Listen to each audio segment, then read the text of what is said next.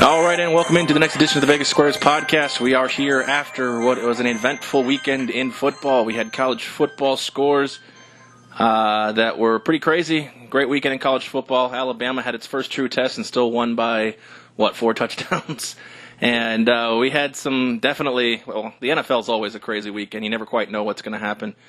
I got in studio. We've got Spike on mic 1, and we've got a Tony on mic 2, but not Token Tony. We've got Tony Johnson in studio.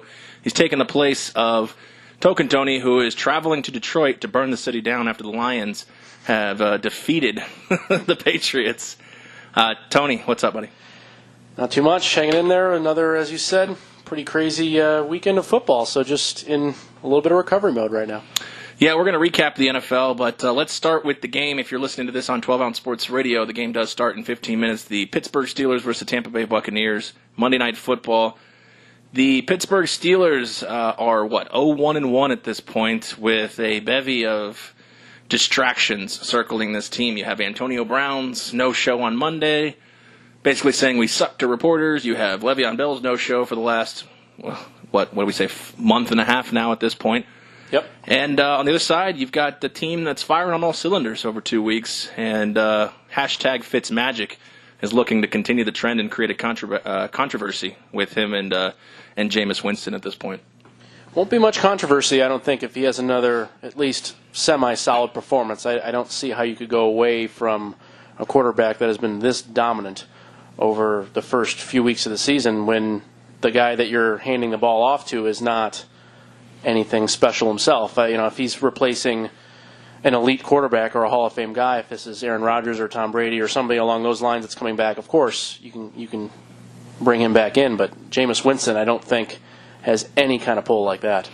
Yeah, you're more than likely on the right side. I mean, if things take a stumble here in Monday Night Football, we may see some question marks, especially since they'll have 6 days to decide. But Spike, this line, since we've recorded our Picks and Chatter podcast episode number 4, this line has completely moved to the other side. Yeah, it opened at Tampa Bay plus 2.5, and when we recorded our podcast, it was down to Tampa Bay plus 1.5. Tampa Bay is now a 1-point favorite in this game, which is, not unprecedented, but it is pretty absurd to see a line move to shift the favorite. You don't see that too often, so just it looks like about 60% of the money is in on Tampa Bay, at least right now.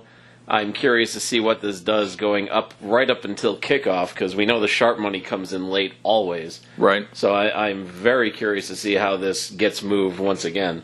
Yeah, no doubt. A primetime game the Steelers are definitely used to. I don't think what they're used to is an 0-1-1 start and sitting in the bottom basement of the division looking up at Cleveland, the Cleveland Browns, who are 1-1-1 at this point. With Baltimore winning and Cincinnati losing, the two teams tied for first are at 2-1. Pittsburgh Steelers, they were the class of the AFC North for many years. It's still what many believed in the preseason were going to be again, even despite the fact that Le'Veon Bell's presence was up in the air. Now they sit here 0-1 in Week 3, and I don't want to make too much of a Week 3 game, but I think Pittsburgh's do or die at this point. Yeah, and it's not just do or die for the team in the standings, it's do or die for Tomlin in the locker room, because I think when you have a team that has this much potential, that still has Ben Roethlisberger, that still has Antonio Brown, they have Juju, even, what's his name, Le'Veon Bell's replacement, Connor. Yeah. He's been great. He's got 135 yards in the one game against Cleveland. Over the 2 games, he's got over 100 yards receiving. He has answered the call when it was his turn. So for them to have these kinds of weapons and still lose, I think is problematic. And Tomlin needs a win, if for nothing else other than the moral victory. Well, as hot as the Bucs and Fitzmagic have been, Tony, their defense is not good. So, we're talking about guys on the defensive side of the ball. Their defensive line is much improved, but the rest of it, they've been giving up points by the bunches. They've just been overshadowed by the fact that Fitzmagic and the offense have also been scoring points by the bunches.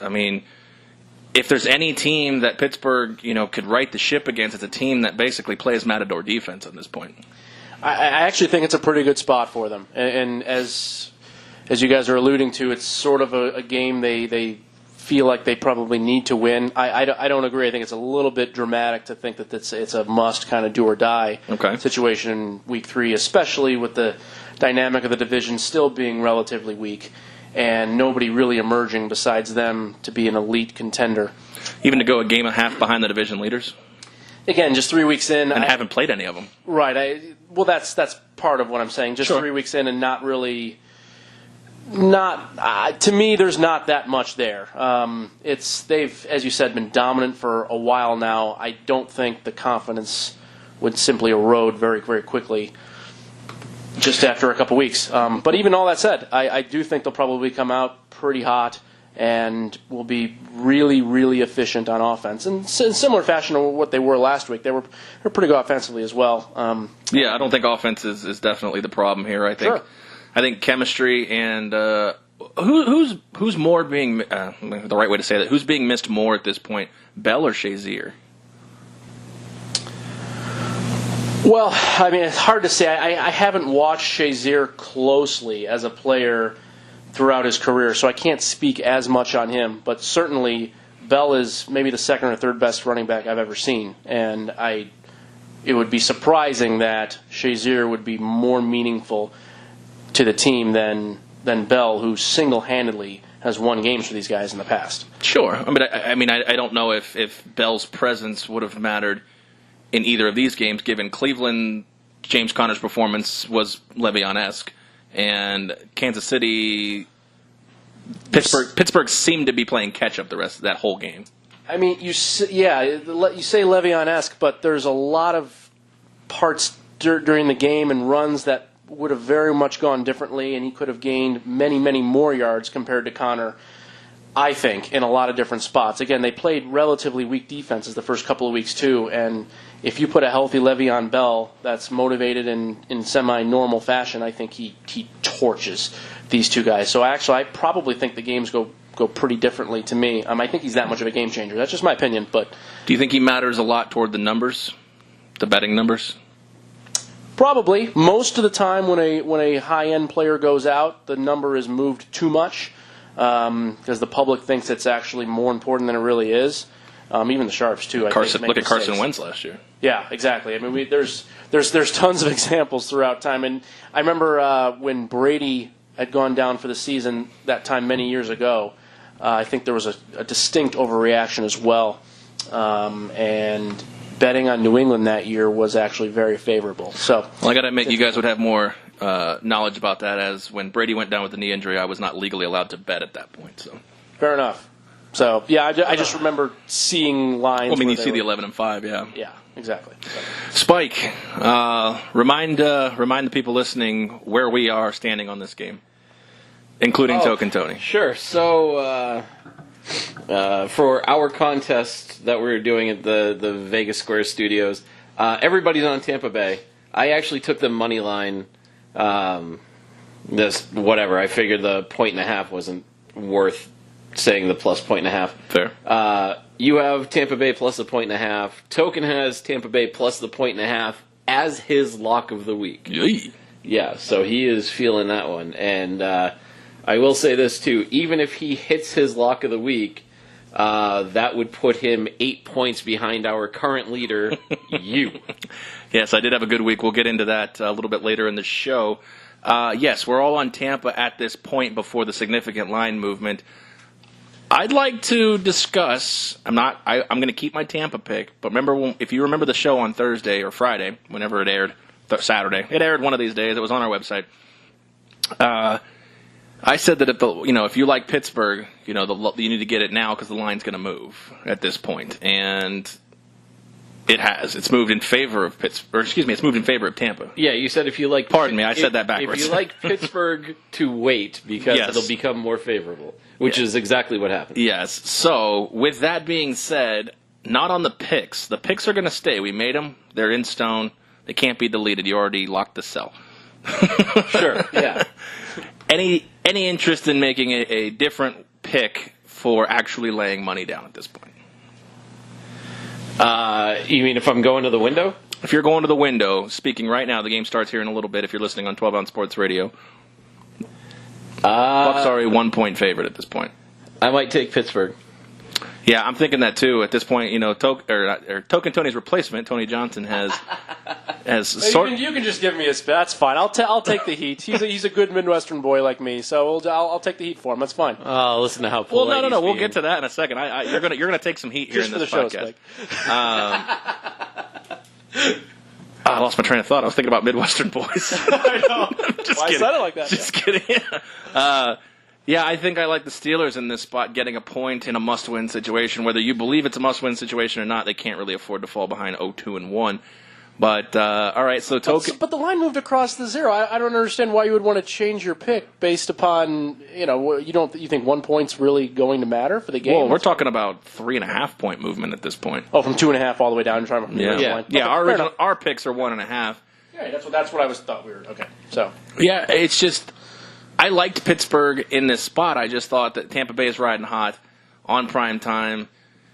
It's a spot really to. I mean, we've seen this Fitzmagic story before. At what point? And we've all said this. You look at Buffalo. You look at the Jets. I mean, who else has he been on? Where he has this, this compiling of a few week stretch where he just looks like an absolute stone cold Hall of Fame quarterback, and it comes back to earth. And I don't want it to come back to earth, but this seems like a spot where Pittsburgh's a desperate, hungry team that could force a quarterback controversy back in Tampa. Right, and as somebody that just took Fitzpatrick in fantasy, I also don't want him to come back to earth, at least not for this week. Exactly.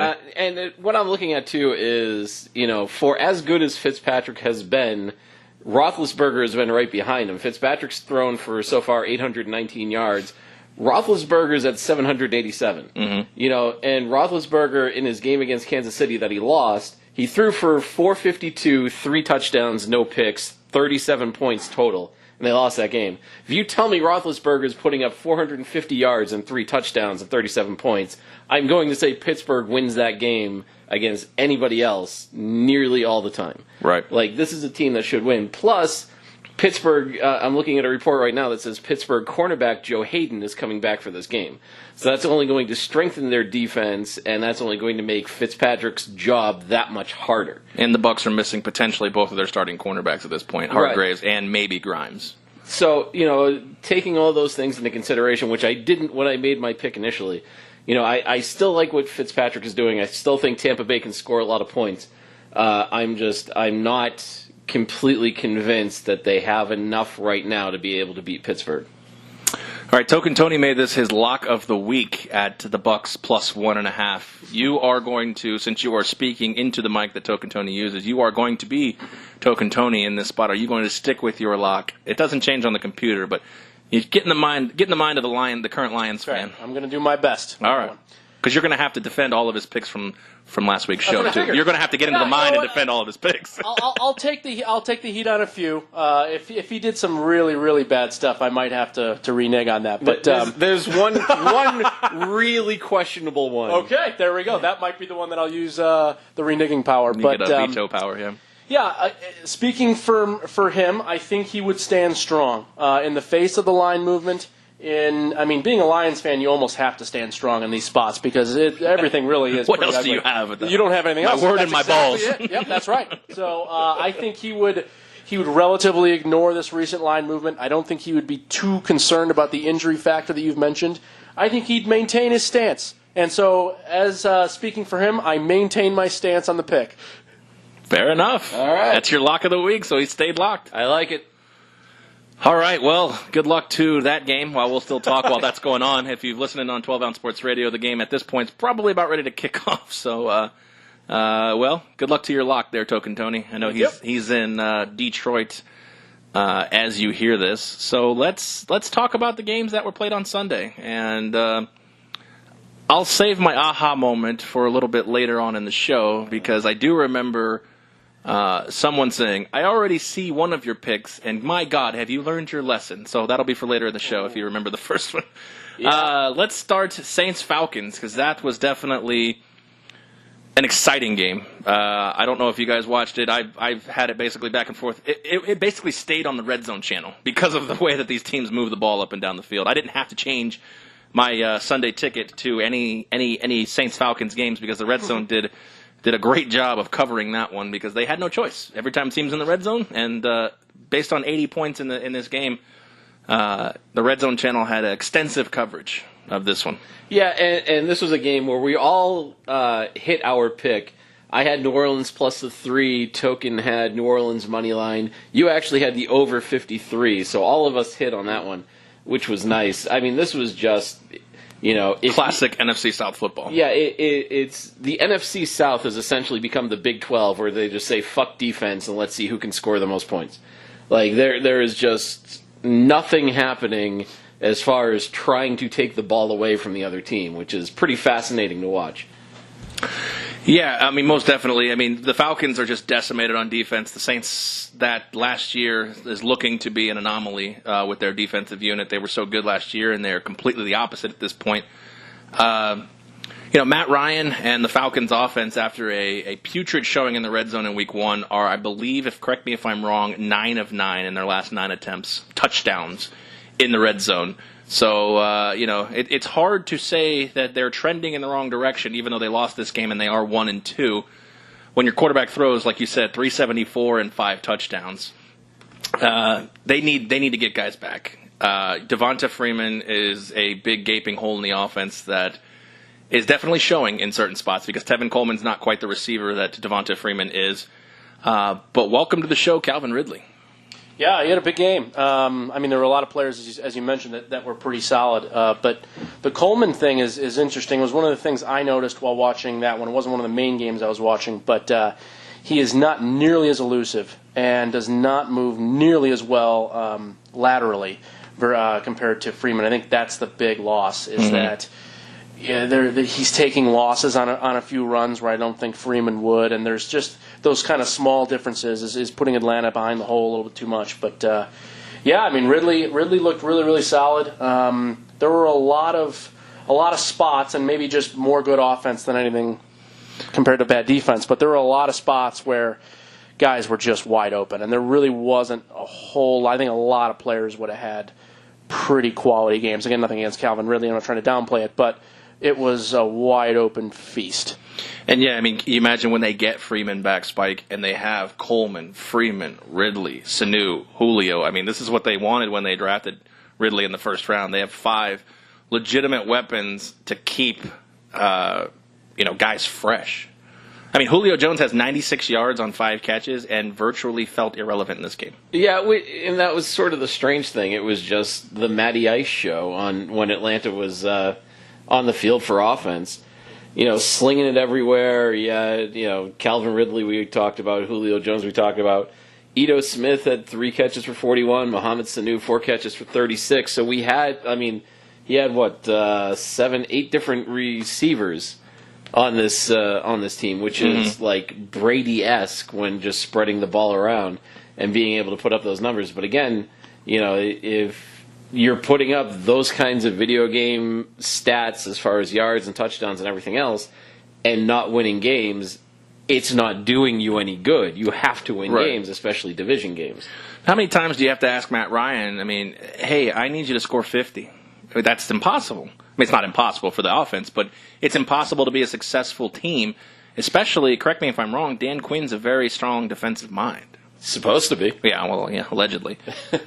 But, when you ask your guys, when they were healthy, look, against Philadelphia, they held them in check, couldn't get the red zone offense going. But, 2 straight games, I believe they gave up 28 to Carolina last week, and they gave up 47. They gave 24 to Carolina, and they gave up 43 to New Orleans. Yes, Matt Ryan is a great quarterback. He's not one of the best, but he is a good, B-level quarterback. But it's hard for a B-level quarterback, even with all these weapons in the NFL, to still have to put up 40, 50 points a game. By the way, just a very quick side note, I remember when Matt Ryan was in college, I actually got in a spirited argument with somebody at a craps table at Main Street Station telling me that Matt Ryan would not be as successful a professional quarterback as Colt Brennan. Hawaii's Colt Brennan? That is correct. Well, they've won the same amount of Super Bowls, so he may be onto something. Colt Brennan has not blown a 25-point lead in the Super Bowl, so that makes him successful. You may be onto something here. He's getting me on some technicality points. Anyways, well, the schedule doesn't get easier for Atlanta. I mean, they're my pick at this point, or before the season, to win the NFC South. Oh. They get Cincinnati at home, they got Pittsburgh, and then they got Fitzmagic if the train's still rolling in Week 6.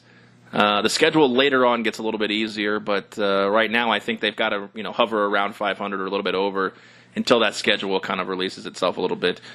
The Saints, this is the first win that they've gotten this season that they haven't had to, be in desperation mode. I understand they had to come back, but it's Atlanta. They know the team. We saw that we know the game in Cleveland they should have lost. We know the game against Tampa they got blown out, even though the score didn't indicate it. They're getting into an easy couple game stretch. They got the Giants on the road, which they can beat. Washington's a tough team, and then they have Baltimore and Minnesota. Excuse me, I didn't mean an easy stretch. I meant a tough stretch. That they're playing. Yeah, I was like, what? I didn't find an easy one in there. Well, they're playing a first place schedule at this point, and they're already kind of behind the 8 ball at 2-1. And I know that sounds crazy that they are above 500, but that's a tough sketch. That's a tough schedule going forward. Oh, for sure. And I mean this division this year, the way these teams are lining up, especially with the impending quarterback controversy in Tampa Bay, especially Fitzmagic, doesn't put up 400 yards. Well, especially since Tampa's inserted themselves in this when no one ever thought that they would. But I mean, this division screams to me the type of division where 9-7 can win the division. Just because of the way that these teams are evenly matched, but none of them are like great. So this feels like the kind of thing where just 1 or 2 extra division wins should be enough to win the division for them. Yeah, I mean, 4-2 in the division is probably going to give you a clear-cut path because 3-3 is probably the average for a lot of these teams because they're going to be able to beat each other up once, win one, lose one. So, yeah, the NFC South is obviously going to be the interesting division going forward. Big news out of this game, Kansas City defeating San Francisco 38-27. Patrick Mahomes stays on the tear, but speaking of tears, there may be a potential one with Jimmy G. It was a brutal one to watch, especially because it was completely avoidable. And he tried to fight for an extra yard. I saw the hit. Exactly. It looked like a concussion at first. Yeah. I was like, oh, he's got a concussion. And then all of a sudden they're like, he's out for the year with an ACL injury. On the plant, yeah. Dude, what? Going into the hit. Once I saw the plant, yeah. It was there were 2 hits actually on that drive. There was one previous when he had scrambled on the second or third play of that drive, getting it going, where he took a hit. It wasn't a massive, one like the second one, but it was a hit that was completely avoidable. And again, unlucky. And I understand that it totally turns around. I mean, San Fran is I think pretty clearly done now at this point. And it's just those things that are avoidable that keep on happening. I mean, quarterbacks, especially that are the franchise-type players. I mean, he's a franchise quarterback for this team. You simply can't do that, and it is an inexcusable thing to gain. I don't even care if you're to gain the yard. I don't even care if you're going to lose 5 or 10 yards, or you have to punt because you don't take a hit. It is worth it long term, not only probably longevity of career, but for your season. Well, yeah, and I mean, there are so many rules in place. We know about the Clay Matthews seems every week to get his weekly dose of a 15-yard penalty. And there's so many rules in place to protect these quarterbacks, and then you get this quarterback who you can't fault him for trying to continue playing football. No, you can. You can't do that. He has to recognize that he is a player that cannot at all take a hit on purpose. But he really didn't take a hit. He tried to fight for extra yards and just made a wrong move. I mean, the problem I have is in this situation is, you're right. Long term, what's that extra 3 yards going to do? Short term, it's meaningless too. I don't care if it loses the game for you. It doesn't matter. You have to think about the future. He's the only player on the field that should be thinking this way, and I'm shocked that stuff like this isn't talked about more. And I can come up with plenty of examples of quarterbacks that seem to never take big hits. Peyton Manning throughout his career would fall down. When the pocket collapsed and he knew he was going to get sacked or hit, he would just fall to the ground. Yeah. And it was a smart move. Avoiding getting hit, I think, is one of the best traits an elite quarterback can have. It sounds weird, but longevity is number one. I agree with that. It feels like you look at this, and the NFL puts so many rules in place that the game is becoming almost, very, tough to watch very sometimes. soft. Agreed. Yeah. And we still have guys, Spike, who are having massive injuries on a virtually non-contact play. Right, and we've seen this too many times where you're right. It is a non-contact play where they just plant the foot the wrong way, turn, and then all of a sudden they're hobbling and they're done for a year. Right. That ACL blows, and it's painful to watch as a spectator, especially because you don't know exactly what's happening until all of a sudden they reach down and grab their leg. They're like, oh, why did this guy just trip over his own shoes and fumble at the 50? Oh, that's why.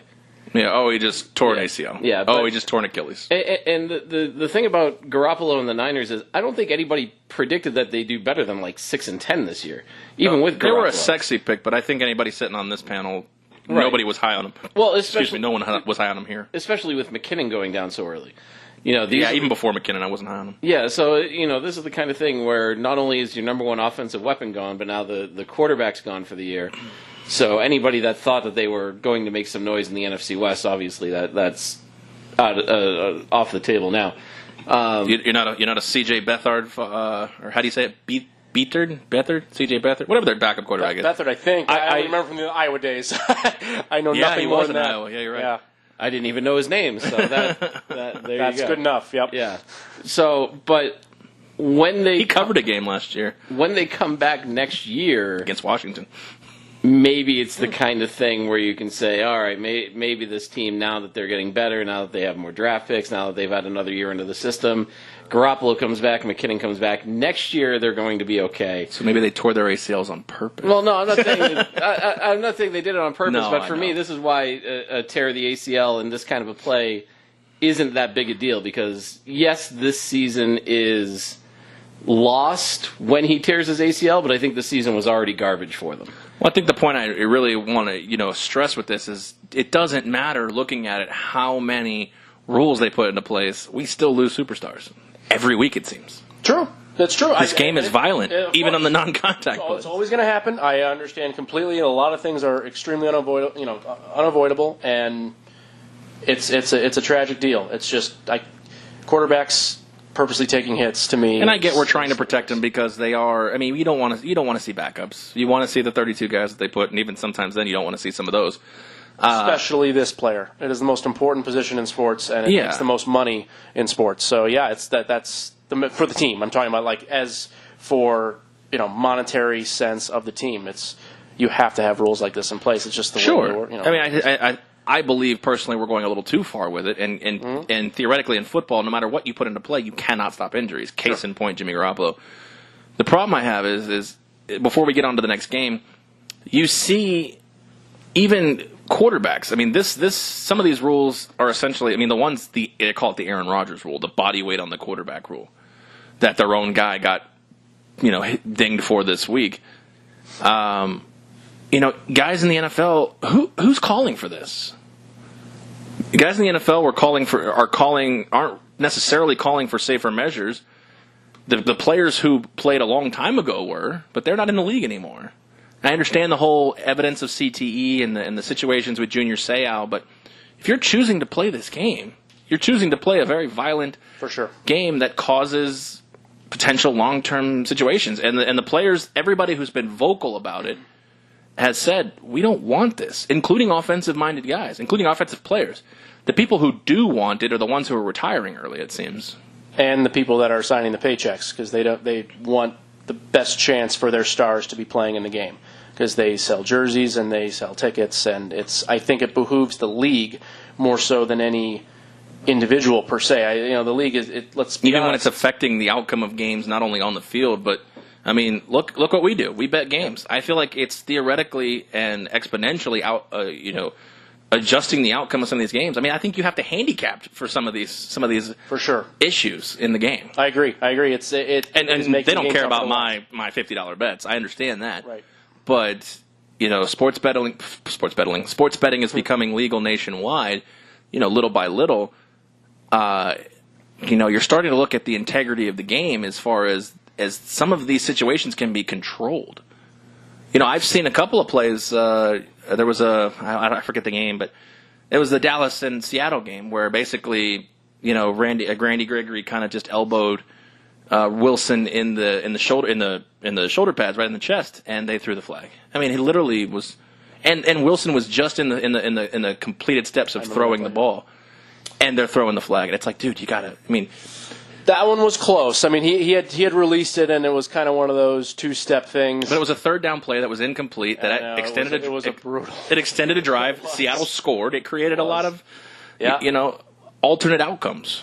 Potentially. Yeah, and I'm not trying to rain on the NFL. That is not at all my. And I'm not trying to put my tinfoil hat on here, but for sure. But this is part of the reason why I've kind of adapted more towards the college game as well, because these games are tougher to watch, unfortunately. And the rules, as you said, they absolutely affect games. And there are so many flags being thrown in many different aspects. I think there's a lot of kind of false illegal contact type.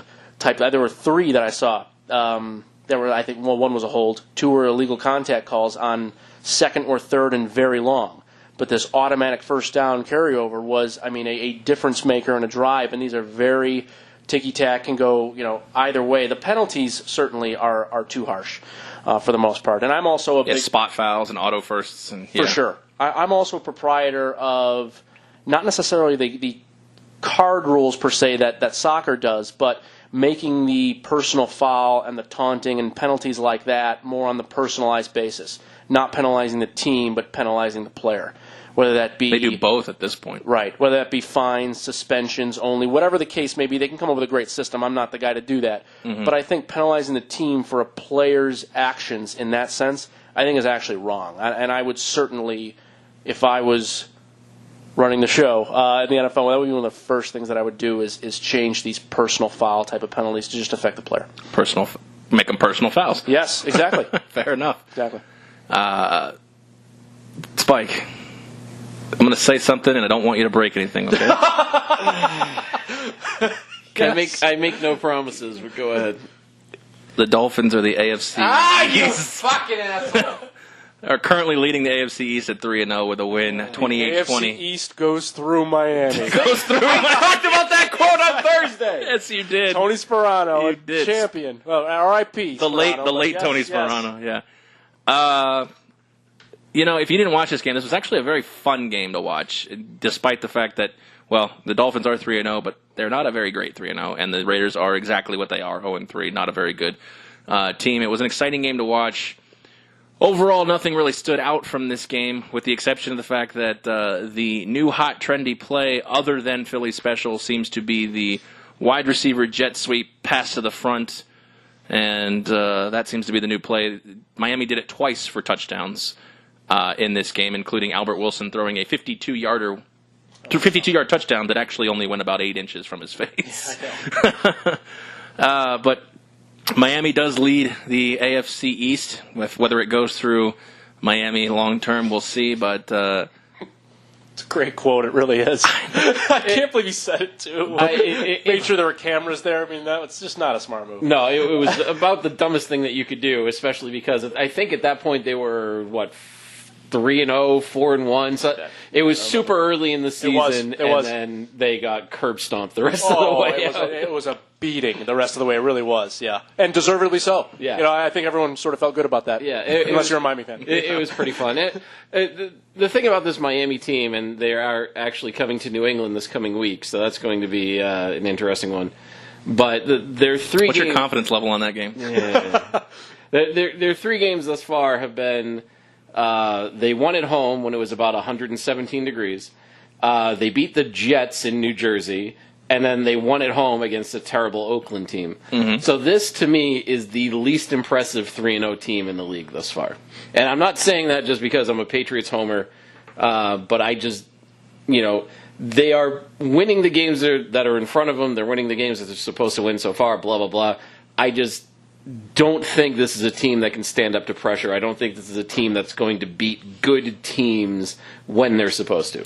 No, I'm not saying that they're a Super Bowl contender by any stretch of the imagination. So, yeah. But, I mean, yes, we'll talk about the Bills in that game, and the Jets are going to struggle with Sam Darnold, despite their Monday night opening win against the Detroit Lions. But they've always kind of had New England's number. And I think their goal this season, especially I would have to say Tannehill's goal, because correct me if I'm wrong if you guys don't agree, but Tannehill is probably one of the quarterbacks on the hot seat this year. For sure. And I got to imagine that winning an AFC East crown would extend his career in Miami a little bit more, because he is in a contract year. I was just going to ask you because I did not know his contract situation. This is his contract. And probably first and foremost, staying healthy, I think, is probably the biggest thing. Because if he's hurt for any extended period of time, I mean, there's absolutely 0% chance that Miami would try to retain him. Just because if you miss that many games over that many seasons, at least over 2 years, you played a season and a couple games. That's just the way it is. I know it's there's a lot of luck involved with injuries, and it's unfortunate, but there's no way they would retain him in that sense. So yeah, I think he's got to play a full season. Number one, and two, he's got to play in an above-average sense. And as Spike alluded to, they have been a solid enough team, but I think they've capitalized nicely on mistakes from teams that are below them. And to their credit, they haven't turned the ball over, especially in the second half. They've done a nice job on offense, not giving up free points or free plays, and they're scoring very efficiently in the red zone too. So yeah, their offense. I was going to say their offense is very efficient, despite the lack of a running game at this point. Many people think Frank Gore can kind of pace the running game, but they're not really. I think based on what we saw today with the 2 shovel pass touchdowns, they are going to have to invent new ways to create offense. But they got the guy to do it. I mean, that's exactly why you have a coach like Adam Gase there, and why Chicago hired Nagy. Is if you don't have a lot to work with, this is the type of stuff you have to do. You have to be a gadget type of offense in order to succeed, and that's unfortunately the way it is. There's not a lot of teams like Atlanta or Kansas City, it seems like, and some others that are just so deep and have multiple playmakers that can score. And you look, and we wrote off. I mean, you wouldn't say you wrote them off, but we kind of wrote off Miami as a threat to New England this year. But you look at the model that they're doing. Not a great running game from their actual tailbacks, but you look at the weapons they have: Wilson, Grant, Stills, Amendola, Parker, Drake out of the backfield. That's 6 guys I just named right there. Spike, that's the New England model. Yeah, that's always been the model, is the next man up and do your job and et cetera and so on. It's just Miami's actually doing it, New England isn't. Right, but what I'm saying is that, when was the last time New England had, it's been a decade since I can remember a rusher, a theoretical horse in New England. I mean, that's exactly what we got here. Frank Gore, 6 carries for 12 yards is not going to get it done. No, definitely not. Yeah. But let's also caveat is it's still early. We're 3 games into the season, and things can... Well, Frank Gore stays healthy. He'll be the bell cow when teams are tired. Sure, but I assume that he's getting more carries than Kenyon Drake. Kenyon got 5. Frank got 6 in this game. Okay. I don't know about the course of the season. I thought Kenyon was being utilized more in the previous couple of games, but maybe there's been a change. I don't know. Kenyon also got 5 targets in the game, too, to Gore's 0. I would expect that if they're going to try to win in the long term, that it's going to have to be more Kenyon Drake versus Frank Gore. Kenyon Drake. Well, there you go. Gore is just not. I mean, talk about a low ceiling guy. He doesn't have much of a chance to really. I think. I really liked him fantasy wise coming out of the draft. Yeah, that's he hasn't produced yet. Yeah, 3 games he has 98 total yards on the ground. Nice.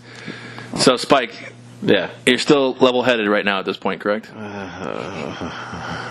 So if you're not terribly upset that the Dolphins are 3-0 leading the AFC East, you might be terribly upset that the Bills are 1-2 and tied with New England in the bottom of the AFC. That is, I think, worse. Yes, yeah. I agree. Oh, yeah. But holy shit, 27-6. Who showed up in purple and gold today? Not many. Not many. Well, Punter had a nice game. He had a couple inside the 20s early on. I have a cousin in fantasy who sat at -3 for most of the game. Yeah, it was really, really ugly. And I think, to me, and this was one of the games I was watching relatively closely, I couldn't actually. I couldn't take my eyes off this game. Yeah, I couldn't actually pinpoint anything specifically. Obviously, a lot of fumbles and a lot of mistakes. Early turnovers. Yeah, yes. turning the ball over certainly put them behind the 8 ball. But I didn't see. There wasn't a lot of. I hate to use this word as more of a kind of NBA basketball type term, but there wasn't a lot of energy or a lot of guys that were separating. There was no separation. You're used to seeing, especially from Thielen and Diggs, a lot of separation, a lot of really crisp, concise routes. And to me, I tried to pinpoint them as much as I could watching specific guys, and didn't see any of that in this game. It was a very lackadaisical, almost, we're kind of looking past them sort of approach. And if that's what it was, it reminds you of that. That's why they play the game, and anybody can beat anyone at any time. And this one was no joke. It was over relatively early. I mean, at 27 You could say it was over to in the first half. Yeah, it's rare you can say that. I mean, it was definitively over in the first half because the Bills didn't score in the second half, and they were still able to win. Mm-hmm. So, and this is a game where Josh Allen, 15 of 22, 196 for 1 touchdown, no picks. Which I believe we all took the over on 200 on his total yards. Oh, Nice. yeah, I think we Nice did. number. We had Well done. We had 196, so we all got it wrong, but it was And- pretty close to the number. But if you Kudos include, to the book for making the line. Yeah. wait, did you say passing yards or all-purpose yards? Because he did have 39 rushing I yards. said passing yards, but So yeah, he- and 2 rushing touchdowns. yeah, which is just absurd. But yeah, this is. Do you make too much of it? You're the Josh Allen hater. I am. So, I mean... No, this is a classic case, like Fake Token said, that this is a game where I don't know about that one. I felt good throughout most of this podcast, but fake Token, because that almost puts me a far rung below Token. Yeah, 'cause I'm Token- trying to support his terrible picks at this juncture. Oh, yeah, what are the picks? We didn't even talk about the picks. Wow. Yeah, I've been kind of avoiding it just because I did fucking terrible. Oh, this man, you week. gotta take it on the chin. I think we Wow. have... Wait, pause this here. We'll go back a couple games. Where are we at here? We had Saints-Falcons. You announced our picks. All right, Saints Falcons. I got Chiefs-49ers. I know I got that wrong. Chiefs 49ers. Yeah. You and I both had San Francisco plus the 6.5. Token had the Kansas City minus 6.5. So Okay, so Token got that. Real Token right. Yeah. Raiders, Dolphins. I had Dolphins money line. I know that. Actually, we were all on Miami. You had the money line. Token and I both took Miami minus the 3, so we all hit that one. All right, now we're back. Yeah. Bills, Vikings. Vikings. This is the game I was talking about. It was. yes. I do believe you told me I had not learned my lesson yet, so I will allow you to make a 2-part statement here. You're on the clock. 1, discussing Josh Allen, and 2, giving me my props. All right, first of all, the Bills traded up in the draft to get a quarterback that lost to UNLV during his college career. I'm never going to let that fact go. It's just insane. The thing is with Josh Allen here is you can't say this was an anomaly or this is great. I mean, this is the Vikings. Many people will regard them as the best defense in the NFL right now. Oh, of course. A lot of people had them coming out of the NFC last year, and they presumably got better for this year. Like, they were the sexy pick for the NFC representative in the Super Bowl. Like, this should have been a team that curb stomped Buffalo, and they did nothing all day. 1 garbage time touchdown at the end of the game, and that was it. Well, I mean, I think based on the book's line of 16.5, 17, that's exactly what everybody expected. Yeah. But So- it couldn't have gone any further in the other direction. Yeah. And yes, I wanted to call him fake Tony. yeah. Tony, you're right. Turnovers early in the game. I believe 2 Kirk Cousins fumbles Yes. had a lot to do with this because theoretically, the Bills didn't get a lot done. But I think they improved because based on their talent, they cashed in on opportunities they had available. Exactly. And that's the NFL right there. Exactly what I was going to say is they made the most of what was given to them, and they did not do anything stupid, in return. So again, I think a lot of quarterbacks and a lot of offenses would have been able to cash in enough to win that game, no question. But But credit to Allen and everybody else that they didn't make mistakes, didn't turn the ball over in the red zone, and were efficient with the plays that were called. So naturally they go back to Peterman next week, right? Spike, I cut you off. I'm sorry. You were going to praise me, too, for taking the... Oh, I absolutely was fucking not going to praise you. Look, you're not Nostradamus. This was just an anomaly of a game. You got lucky. Move on. Okay. I'm not going to get... I'll tell you what. If Buffalo wins next week by 2 touchdowns or more, then I'll give you all the fucking props in the world. Who do they play next week? I have no idea. I don't give a shit. It doesn't matter. They're going to lose. All right. And the point is... Give me the Bills minus 11.5 blind. Hang on. I got it in front of me here somewhere. They are at Green Bay next week. At Green Bay? Give me the tough game. Give me the Bills minus 11. You want it as your lock of the week? My blind bet. That's my blind bet. All right. Tony, all this talk this offseason was Kirk Cousins and $84 million guaranteed, and he's better than Case Keenum. He doesn't turn the ball over. Oh, he's better than Case Keenum. There's no doubt. Sure, and I think the fact that Case Keenum struggled today was kind of a little bit of pressure off of Kirk Cousins, because you can look at Kirk Cousins have a bad game and go, well, we should have had that guy. Well, he didn't do much better. But, Kirk Cousins was brought in to obviously improve this team, get them to the Super Bowl. But at this point in time, he was also brought in to beat Aaron Rodgers. He didn't do that. Now, that's not his fault. That's Daniel Carlson's fault. Whether you want to, you can talk about kicking game. But he definitely wasn't brought in to do this. I mean, for sure not. Having moved a couple of years ago from the D.C. metro area, I watched a lot of Cousins and followed along with that home football team, which was difficult to do at times. But you mean the Redskins? Yes. I will say that this is not a terrible shock, having watched this guy play for now many years, that he will have games where it looks like he is new to playing the game of football. He'll make passes that make no sense in complete inopportune moments, holding a double-digit lead with like 5 or 6 minutes to go. He'll try to force a ball and do some of the dumbest stuff. So I'm not terribly shocked that it happened. Clearly shocking that it happened in this kind of a game. We're in this much of a blowout against probably the worst team in the NFL. So I'll give you that. But he's still a guy that, for the most part, is a good enough quarterback and does enough to win you a game. He's not going to go out and take it himself for the most part, but he's a solid guy, and I think solid quarterbacks that are seemingly hovering around average to slightly above average get paid like this. This is just the nature of the game. It's the new kind of wave of, the way it is, and you have to have it. As I've said, that's the most important position on the field. You have to have a quality quarterback if you want to move to the playoffs and win playoff games. So it's just not. It's a necessity, and he's the guy to do that. I think they were smart enough to know that Case Keenum is certainly not a long-term answer, and he had a very, very nice year filling in, and that's great. But he has shown throughout his career that he is not a quality quarterback that you want to run out there week in and week out, and he's proving that immensely this year. Wow. With Denver. He's been an absolute train wreck with the Broncos this year, and they are somehow 2-1. It's you talk about a bad 3-0 team. This is a terrible 2-1 team. We'll get there. We'll get there. Whatever. I can't stop. He's that He's bad. vomiting at the mouth. Yes. I've watched a lot of the Broncos this year, and he's awful. They're winning in spite of him. So fair enough. my point is Keenum's going to Cousins is going to do this from time to time, but Minnesota's going to be fine. It's a random anomaly game, and they'll be fine. All right, let's move on. Hey, just very quickly before we really move on, because I know that you wanted to take Buffalo minus 11 blind next week.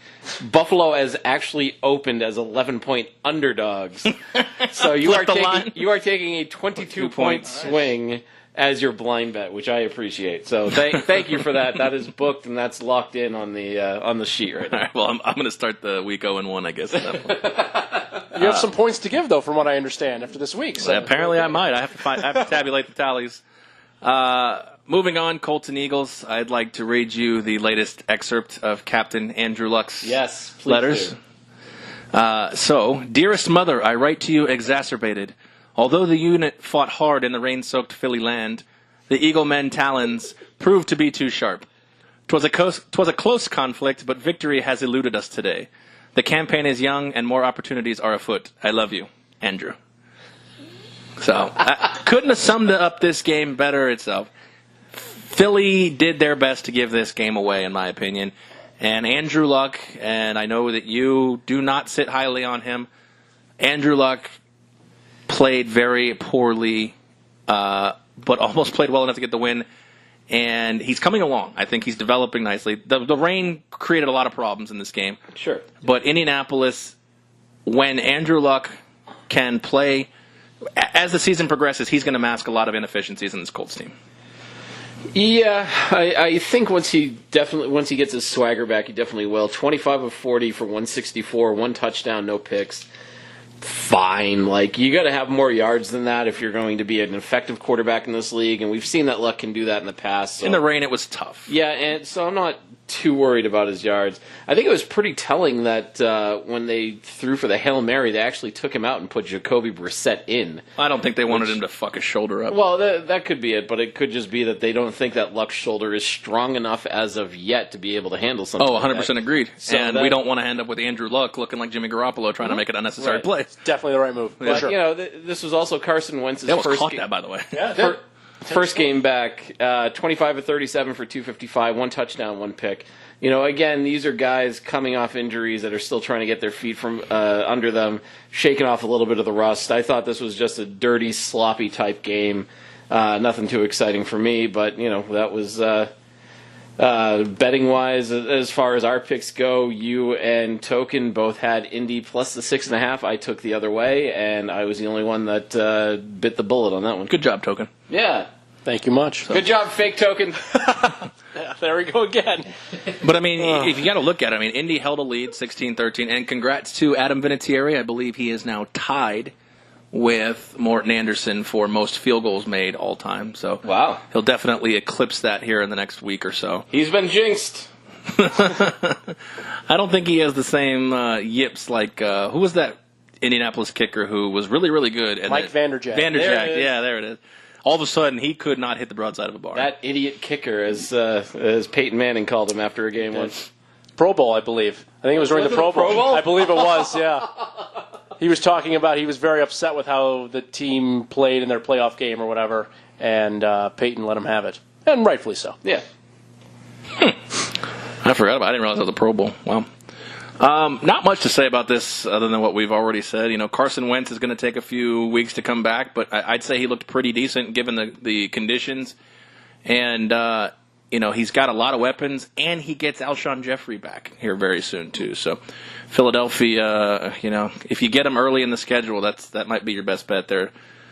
They're getting ready to take control of this division, probably, in my opinion. The only team I think that really stands in their way maybe is Washington. It's a terrible division. Yeah, Washington is fine. They seem like they have a fine team, but the other two, the Giants and the Cowboys, are a train wreck. Both of them, for maybe separate reasons, but it doesn't matter. They're not going to win very many games.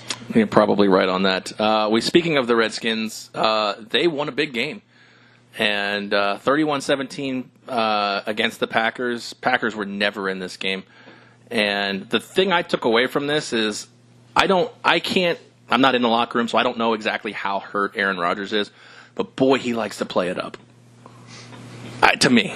I mean, he'd scramble for a first down. Once he got the first down, all of a sudden he'd come up hobbling. It's like the last 24 steps you were fine. To me, it seemed a little theatrical.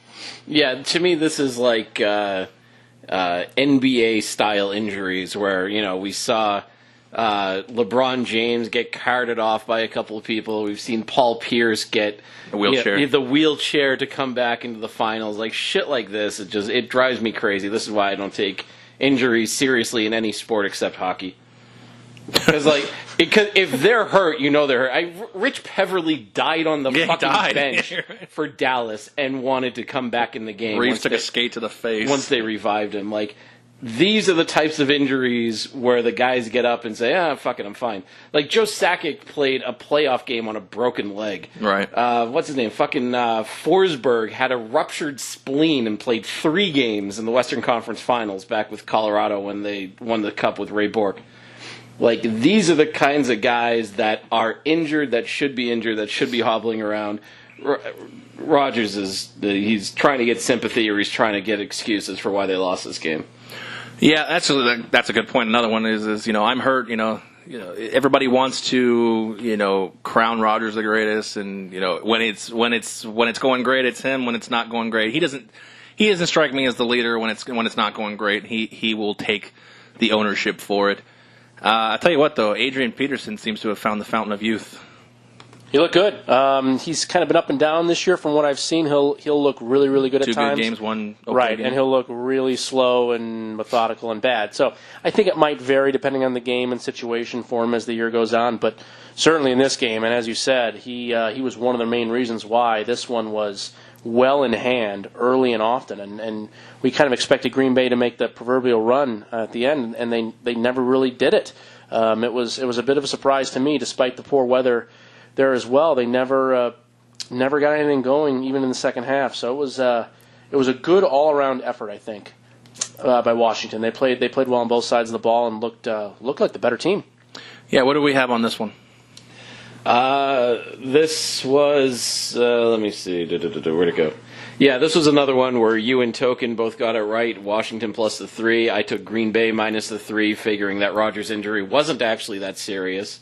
Still may not be. And you're right, it might not be, but I don't know. I thought he would play better than he did. So, before the season, I wrote an article basically chronicling or listing or ranking my top, basically 1 through 32 of the quarterbacks that were going to start this season. And I had Alex Smith, I believe, number 8. And people on Twitter and all the people who read this told me I was drunk, I was stupid. And yes, he may not be. I think more so a product of quarterbacking is winning football games you're maybe not supposed to win by not fucking it up. And Alex Smith is a critical example of that. 220, 2 touchdowns, a pick, 12 of 20 passing, 110 rating. It's exactly what you want out of a quarterback. That I think that Washington may be happier now with him than they were last year or the last few years with the guy in Minnesota. Oh, for sure. They for sure upgraded. I don't think there's any question there. Which is crazy to say, Everybody loved Kirk Cousins this offseason. He was the belle of the ball. Well, and I think the upgrade comes from the fact of Cousins has these games here and there where he is a disaster. And Alex Smith is, as you said, the antithesis of that. He does not have disastrous games.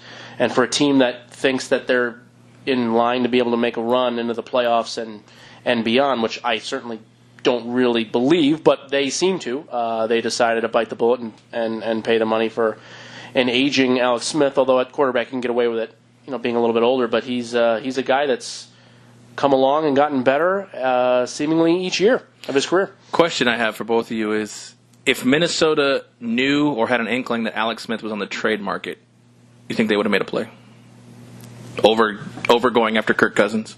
Do you think if anybody knew that? I mean, any team, Denver, I'm sure Alex Smith could thrive with this Denver for sure. Oh, yeah. Denver for sure. Yeah. And I'm not saying Washington's. I mean, theoretically, we all probably believe they're not going to make the playoffs.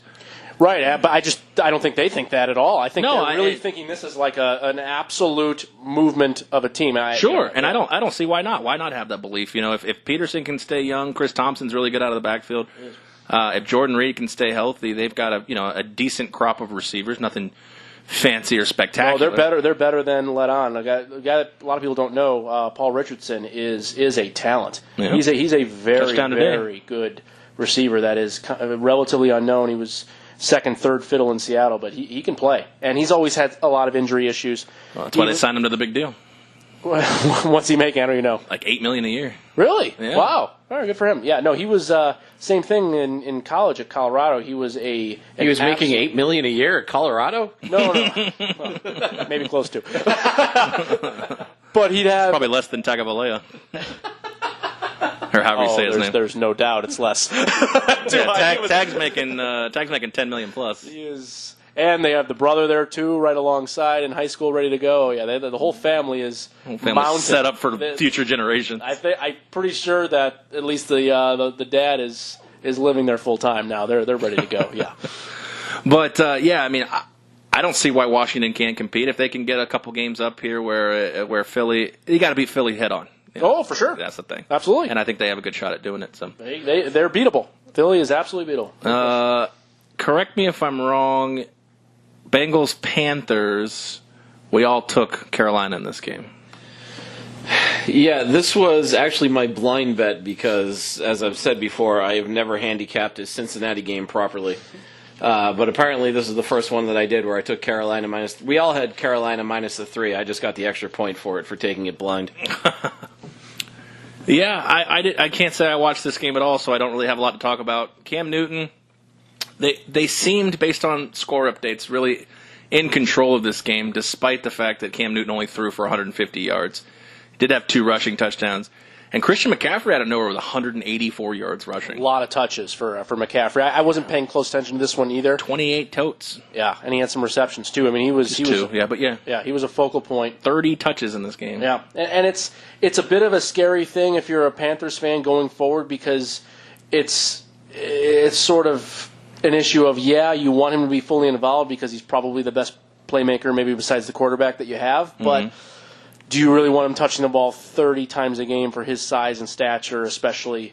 I probably want him touching the ball 30 times a game, sure. But this split is probably not the way I want it. Fair enough. More receptions and more in more space. I mean, 30 targets or 30 attempts at the ball, maybe 15, 18 carries and 10 catches is more along the split I would more appreciate. Yeah. And the thing is, I don't mind Christian McCaffrey running the ball 28 times. As long as it's really not between the tackles. And I take this back to when I was, growing up in Tampa watching Warrick Dunn play. I feel like his career was cut so short because they made him run between the tackles when he was not that kind of guy. And I'm like, you got Mike Allstott, run Warrick Dunn as at the time he didn't exist, but run Warrick Dunn as a Reggie Bush type. Yeah. Find ways to get him involved. I think Christian was still good though. He was a fine running back. I think his career was cut short because of that. Sure. So you can't ask a 5'8" guy, and I don't know exactly how big Christian McCaffrey is, but he's probably somewhere along those lines. Right along there. Yep. That's going to be long-term problematic, and that's why you have C.J. Anderson, who, I mean, yes, he only had 2 carries for 10 yards, but that's a 5-yard average. That's effective. Run your bowling ball like you had with what was the guy's name who was in Carolina for a long time? Jonathan Stewart. That's why kind of like the C.J. Anderson was kind of the replacement for Jon Stewart. Run him up between the tackles, get Christian McCaffrey more involved in the offense. But how do you argue with 28 for 184? Yeah, that's what I'm saying. It's tough because you want him to have the ball a lot, but it's probably more of a I would say more of a timeshare in regards, especially if you're going to be running certain spots in the middle or at least into the line. Then I would say that you would probably want CJ to take more of the bulk runs there. But yeah, it seemed like a solid game for Carolina. I missed the majority of it in regards to watching it closely, but they did seem to have the game in hand for the most part. Yeah, and a guy on the other side who's emerging as one of Andy Dalton's favorite receivers is Tyler Boyd. And as an A.J. Green fantasy owner, I'm not crazy about that. But, Tyler, it was good to see Boyd get involved as he's a very flashy receiver, very, very fast, but he's also very tall. And it was good to see Tyler Eifert actually get involved in the game. And I think I got him stashed on the bench in a fantasy league, and I feel like I've watched him week to week. I still have no inkling of starting him yet. Getting better, though? But 6 for 74 this week is showing me he's getting targeted 8 times. It's I mean, when you're getting targeted more than Green in this offense. Green went down with a groin injury early in the second quarter. Oh, I didn't even see that. That shows you how much I watched this game. So, yeah, that was part of the problem. I missed it, too. Yeah, and that was why... Did he miss the rest of the game? Yeah, and his status for next week's still up in the air. Green says he's going to play, but the idiot coach is not all that confident. Well, okay, then fine. I will reverse course and say it's good to see that if and when Green goes down, they still have weapons. Yes, for the Red Rocket. There's Red Rider, what's his name? Red Rocket? Something like that. Yeah, but... Your twin bro? Dalton throwing 4 picks this week is that's never going to be good enough. No, and he has these games. Yeah, and that's just... You can't do that in this league and expect to win a bunch of games. And yeah, get your boy. Talk to him. Yeah, let's see what I can do. Get that Ginger ESP going. Yeah. All right, I'd like to preface this game by saying I believe on the last Picks and Chatter podcast, the exact words were Jaguars no matter what the points are.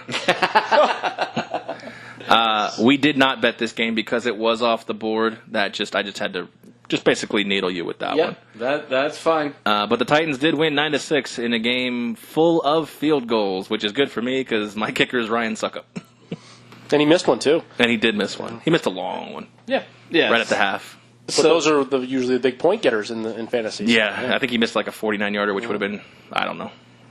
I love in our league, the only in the Vegas Squares league, the only thing you get points for is 40 to 49-yard field goals and 50+ yard field goals. Nice.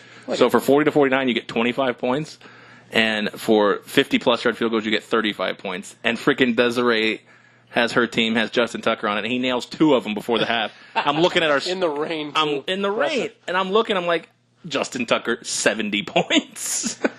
Yeah, that's pretty. Our entire league is pretty stupid the way it's set up. It's hilarious, but it's and awesome, it's fun, and it's awesome. But it is incredibly stupid compared to other fantasy leagues. Oh, absolutely! It's not a theoretically it's a fantasy league. Yeah, but this game is. There were 3 quarterbacks that played: Gabbert, Mariota, and then what's his nuts for the boat, Blake Bortles.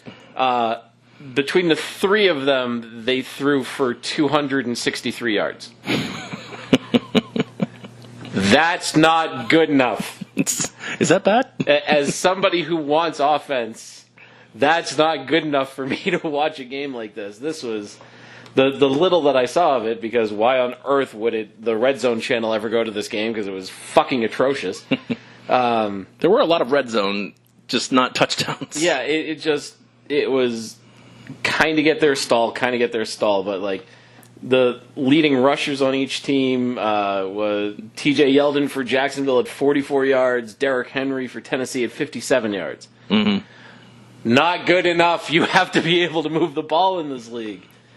That's especially after what they did to New England last week. Yeah, to come out and lay 6 points. Yeah, and this was just such a fucking egg of a game. I'm glad it was off the board because, I did say that I would take Jacksonville minus whatever. I had no faith in Tennessee to be able to win this game, especially in Jacksonville. And this league was this week was a kick in the dick for me. Yeah, well, so it goes on. Yeah. Ravens 27, Broncos 14. What are our picks? That was another one. Token and I were both wrong on this one. We both had Denver plus the 5.5. What the hell, Token? Yeah. Sorry, guy, I missed that one. All right, so real Token, why would you take Denver when other Token hates Case Keenum so much? It's a bizarre thing, certainly, but we just like points here. We obsess with getting points. Yeah. So that's why we did it. Yeah, another game in the rain where the takeaway from this is I really like Baltimore. Don't think that. They're not good. They're not. Do you want to make the bet with me too? I don't know what the bet is. They're not a very. What did we end up? Was it 8-8? Or I said they're better than 8-8, and you said they're worse. 8-8's a push. I'd actually have to go back and see what the line was. Well, I do have a future. So I made 3 season win future bets just for fun's sake because I wanted to have something going on, and Baltimore happens to be one of them. And I have them under 8.5 plus 105, and this is obviously before the season started. So that kind of gives you an idea of where I believe they stand, and they're actually a little bit worse than I expected. Really? Yeah, I like everything about them. They're beating up on bad teams at home in the driving rain, and I put 0 stock into this. And then all of a sudden they lay a random egg to Cincinnati, like an actual semi-real team on national TV. It's just they're not very good. I'm not a fan of quarterback play still.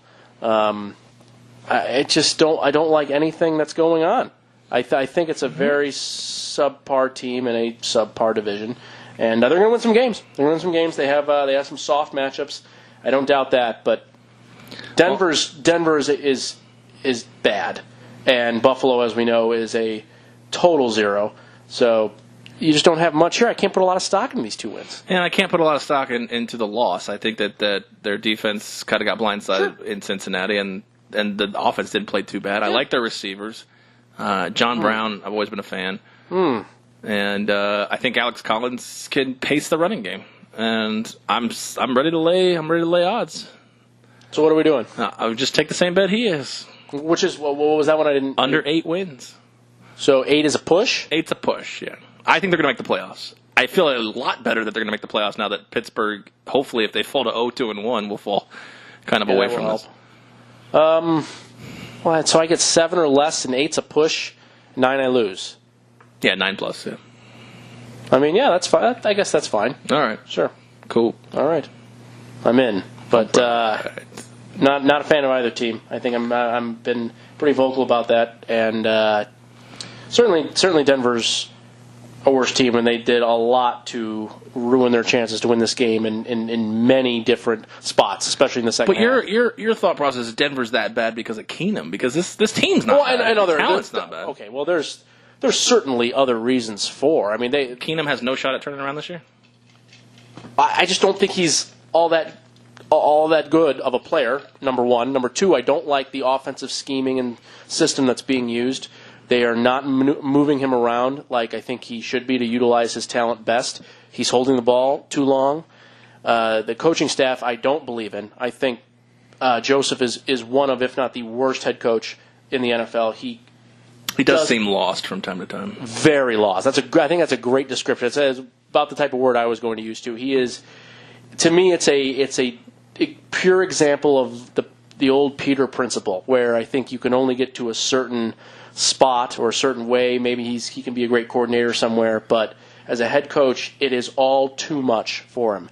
He is running around the sideline, not knowing what to do, who to yell at, who to say things. He's just it looks like an uncomfortable train wreck in motion watching Denver play, and I think he doesn't have a lot of control. I don't like where the defense has gone. They used to have a great secondary, and that is absolutely no longer. Even Chris Harris himself, who's been a good player for many years, he's not the same player. And I think these guys are going to struggle big this year. Despite the actual names, you almost kind of explained the Texans as well at this point. For sure. I'm not a fan of them either. I'm also very anti-Houston. All right. Well, I know someone on this panel who's very pro-Houston, and I don't know if he's ready to jump ship yet. Yeah. I am jumping ship, losing to a fucking terrible Giants team. At home. Deshaun Watson looked, I'll use the same word, Deshaun Watson looked lost. Mm-hmm. I didn't like what he was doing, even with the 385 yards he was able to put up through the air. I'm not... A lot of garbage. Yeah, I'm not crazy about the way that Houston played this game on either side of the ball. And I think this is a team that, even though Deshaun Watson, this is really, with his injury last year, this is still only his 7th, 8th start in the NFL, something like that. Give or take, yeah. Yeah, so, I mean, he's still... 6 last year, this is so 9, yeah. Yeah, so he's still got a lot to learn. He's still got a lot to be able to do. I didn't like his mechanics. I didn't like his decision-making. And when he was able to put up yards, I didn't see sustained drives at all until garbage time, where they were able to put up 13 points in the fourth quarter, but at that point they were so far behind it didn't really matter. Mm-hmm. So, yeah, I mean, a couple things to take away. Saquon had another big game. He's actually on the ground, he had a big game, and, he paced the receiving game with 5 targets for 35 yards. He's showing to be that he is exactly what you expected. I know that the big talk this week was, do the Giants regret not taking Sam Darnold at this point, and sticking with Eli Manning? Maybe, long term. Interesting. This year I don't think they're competing, whether they had Darnold or Barkley, but he's showing that he's going to create a weapon as a safety blanket for whoever they do decide to bring in, whether it's drafting or free agency in the next 1 or 2 years. The question I have on the other side, and you're right, it's probably time to jump ship. Jacksonville losing today was probably the only saving grace for Houston. Obviously they've got to get into the win column. But I'm looking at this team, and the defense isn't terrible. It's not great. They don't play as good as the names on the back of the jersey would lead you to believe. They're much older than they have been in the last 2, 3, 4 much years. Hurt. Yeah, it's true. It was announced today or Sunday that Le'Veon Bell would be made available for trades by the I didn't see Pittsburgh that. Steelers. Interesting. I think if you're Houston, you got to call. You got to pick up the phone. Oh, No absolutely. doubt. That'd be like the perfect I know spot. that. Yeah, I know you could exactly. say, well, if you're any team, you can pick up the phone. No, this is a good not spot. the perfect That's- spot. I was going to say, yeah, this is just off the top of my head. It seems like a perfect spot. I mean, Agree. you've got this. I said Saquon Barkley was a safety blanket. I mean, how much of a safety blanket for Deshaun Watson would a guy like Le'Veon totally be? alter the team. Totally change it. And I mean, this team, let's look at the 3 rushers that they had today. Deshaun Watson with 5 carries and 36 yards was the team leader. Mm-hmm. Le'Veon Bell is going to make them better. Much. So this is this is a phone call that needs to be made. This is something that Bill O'Brien and I don't even know who the general manager is for Houston, but this is something that they need to look James at. Harden. I don't know. The guy. That'd be pretty awesld That would be actually. See him up in the box with the beard just growing long. He's got his phone hanging on. Yo, Lev. What do you say, bro? I like it. Yeah. But I was thinking about that today and nice. looking at it. I mean, obviously, go to New England would be great too. And you could say that every team should pick up the damn phone and make an offer. But I feel like the Texans have such a gaping crater of a hole in the backfield that Lamar Miller's 10 for 10 is not suffice enough as a rushing game. Yeah, this was a bad ground team, and you can't rely on a quarterback coming off an ACL injury or Who's still technically a rookie. Yeah, to lead your rushing attack. This is just this is an offense that needs to be revamped majorly. And the thing is coming into the season, like you said, the names are older, but they're still Watt, Merciless, Clowney, et cetera, on that defense. Joseph, I think, is still there, too. Yeah, out. Jonathan Joseph. What's his name? Yeah, Jonathan. The cornerback, and Colvin, who came over from Jacksonville. That's right. It would stink to think that with all the hype on this quarterback that you have to turn around and rebuild, and that may be where it's going. I'm not sure Bill O'Brien's the guy I want to be rebuilding with, though. I've always sort of felt that way as well. But that's, again, my own opinion. I'm not sold on him as being a quality head coach. Fair enough. Rams, Chargers. Oh, wait, Giants, Texans. How are we on that one? Yeah, so you and Token took this as your blind bets. Token got it wrong. You got it right. Jeez. And Damn it, Token. I was wrong. Token substitute. I'm Yeah. the worst. Fake Token, really. You got to step your game up here. But that's pot calling the kettle black because I took under 42 in this game. So I was not happy with this. Gotcha. All right, we got Rams, Chargers, and just off the top from the last podcast, I believe the Chargers are to me what the Bengals are to you. Yes. And I think I got one right. I think I faded them. You did. You faded them. You got the Rams minus a 7, as did I.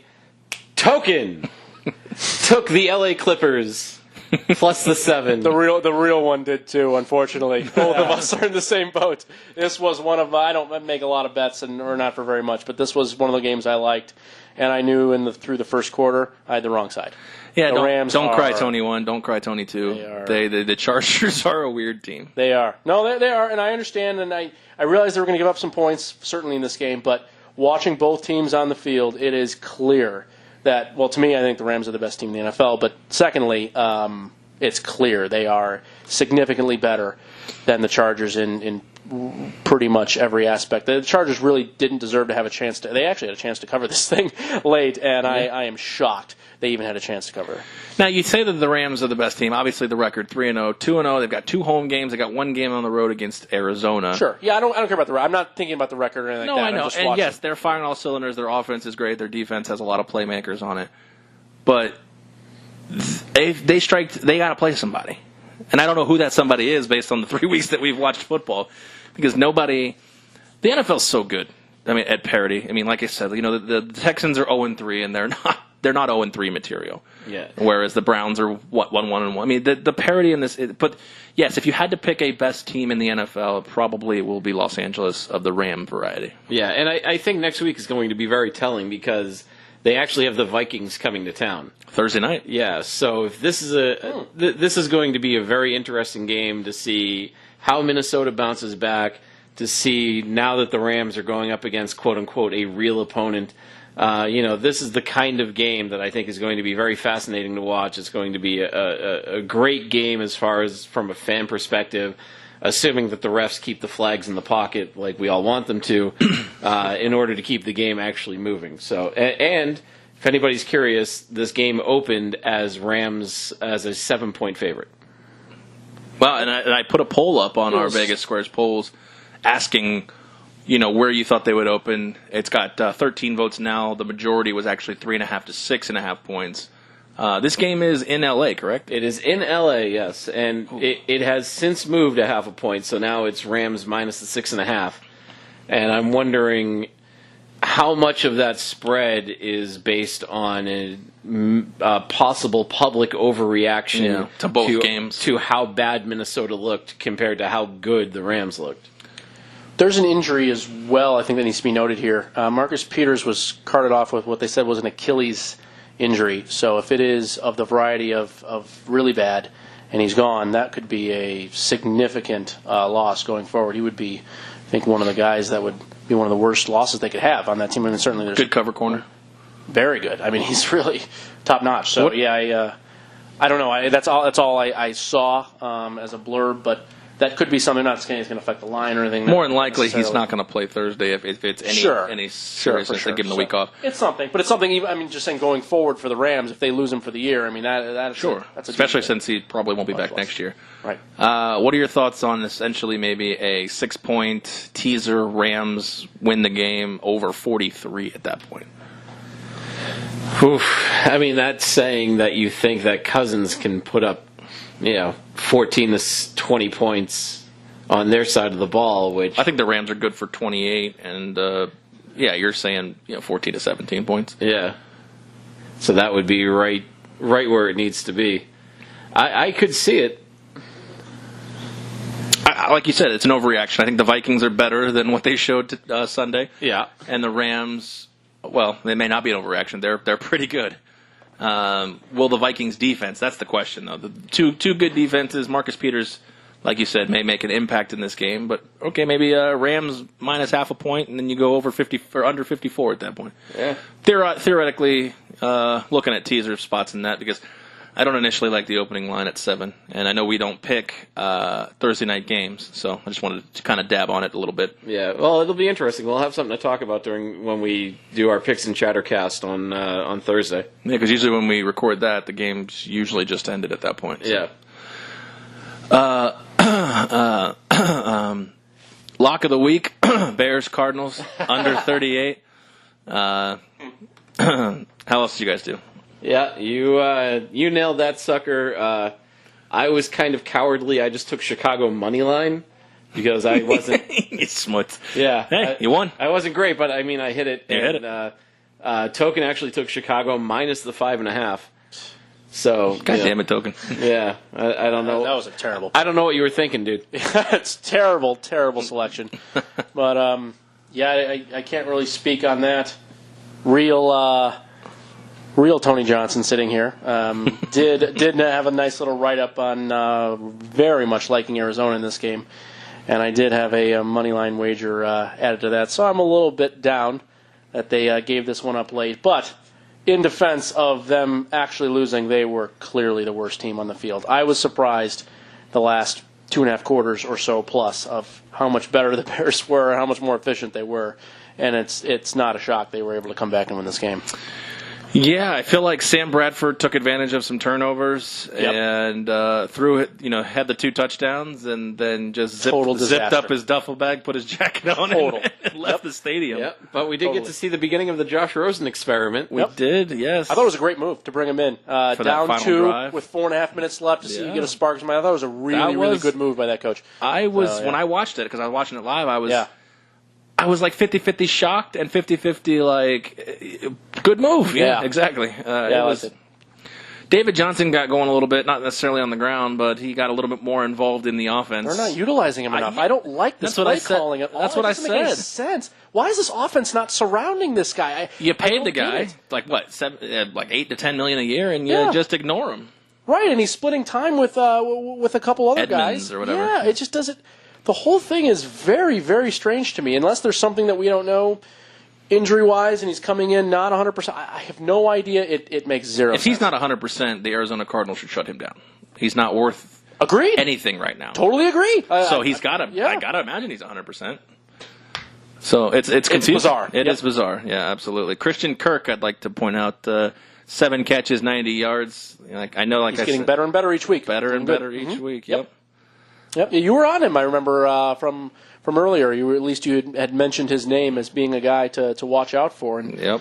I know Rosen likes him. So if Rosen's the quarterback going forward, it's a good point. he can offer value in your fantasy league. So, especially when guys start going down, you just got to start digging deep in the waiver wire. For sure. Not really much more to say in this game. Trubisky looked average. I really like the way Jordan Cohen runs, or not Jordan Cohen. That's 2 guys. Jordan Howard runs. That guy's just him and Kareem Hunt remind me of just this like what's the Fantastic Four guy with made of rocks? I don't. You know what I'm talking about. The Thing, yeah. He just looks like a big brick wall, and when he comes at you, I can't imagine that's something you want to step in front of. He and Kareem Hunt, Jordan Howard and Kareem Hunt, both remind me of what do you say, The Thing, Mr. Thing? The Thing. Yeah. The Thing, yeah. Yeah. So that's I like watching him run. Cowboys Seahawks. What were our picks on that one? So I will preface this by saying that I actually tried to watch this game and I fell asleep for about 2.5 hours. That's correct. Yeah, I would say Based on I that. did watch this game, and I tell you didn't miss much. So you hit it. You had Seattle money line. I took Dallas money line, and Token Here we took go. Token This is going to be bad. I took a total in this. I can didn't just tell this is going to be bad. over 41.5. you? Zoinks! I get there? No. 37. Yeah, Terrible. This is a little bit. Damn it, Tony 2. What the hell's Tony 1's problem? The little bit that I saw out of this game, I saw Dak Prescott look like a confused freshman, as opposed to a seasoned veteran in the NFL. Again, bad decision making, bad throws, questionable targets, and just not a quarterback that I am going to put confidence in anymore until he shows me something better. Because this is a far cry from the team that went, what were they, fucking 13-3 2 years ago? 3 years ago, yeah. Yeah. And this is not that team anymore. Not even close. Tell you what, Zeke with a quiet 127 yards. Didn't see that. About the only bright spot in the entire team was Zeke. It was, Sean Lee, before he got knocked out with an injury, he had like 10 11 or 12 tackles in the first quarter. Crazy thing. But, Zeke was fine, and although he did have a fumble late after a long run, which really put them behind the 8 ball officially. But it was abysmal. It was absolutely abysmal for most part on both sides. I think both teams. Another one of those games where I think both teams are terrible. But Dallas is just simply worse. And I think Seattle was in need to get a win mode, and they got one. Yeah, I mean, bright spot for Seattle. They're not a great team. Tyler Lockett, another guy. Posted up the beginning of the season, not to toot my own horn, but it seems like, I don't know, I get this vibe, and Brian Schottenheimer's the new coordinator in there, and I understand it takes time to get a guy's offense. But I feel like Schottenheimer should be a guy that adapts to Russell Wilson's play style. And to me, I've watched 2 games, and I've watched 2 Seattle games now, last Monday, and then now this one. I've watched them in their entirety. And I feel like they tell Russell Wilson, go be a superhero, but here's a very conservative play call. So they're basically kind of an oxymoron. We want him to run his own offense, but we call plays that don't really dictate him doing that. Short routes, very curls, guys not really running routes to get themselves open, not a lot of crosses, not a lot of offensive firepower in their running game, except for this week. It took 32 carries, but they did have a 100-yard rusher. It just doesn't seem like there's anything. Like Russell Wilson reminds me of the running quarterback who's trying too hard to pass the ball.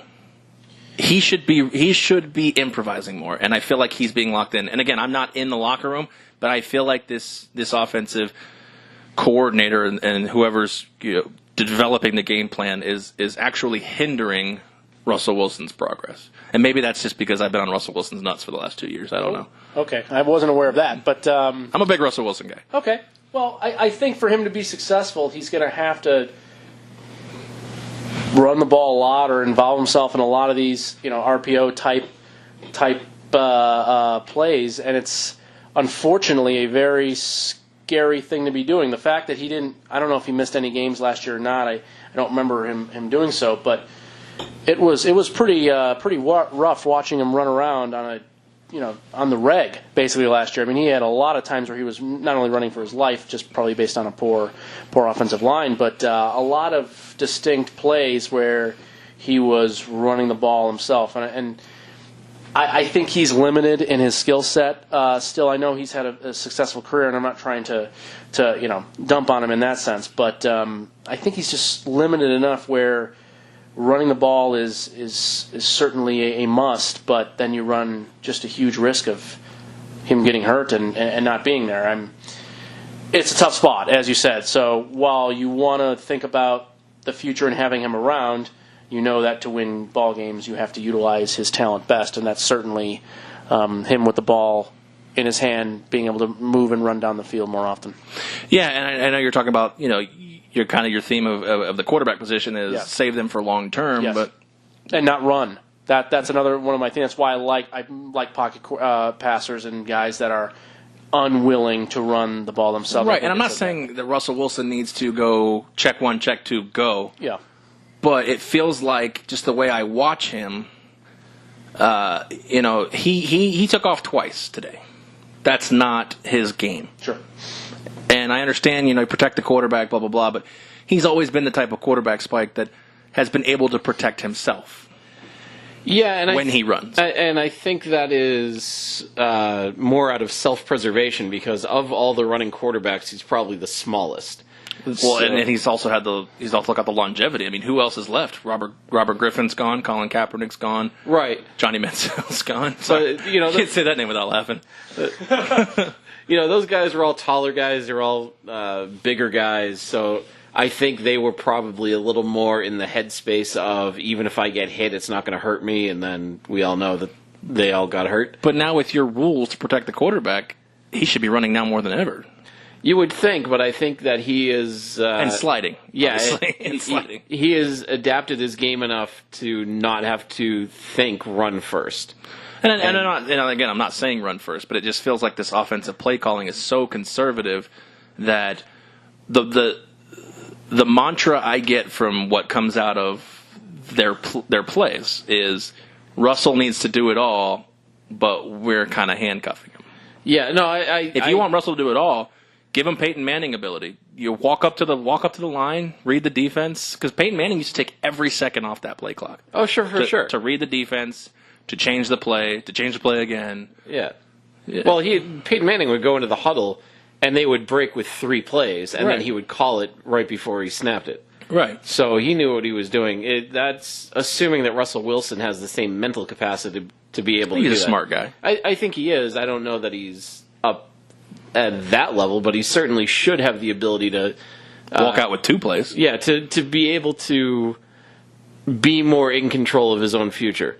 And I think that as the season goes on, if the offensive coordinator is smart, then they'll get to that point as well and kind of trust him more. But this may just be, kind of like a first date, just kind of feeling each other out, seeing how they react to different play callings and, different boob grabbings, and seeing what you have to do.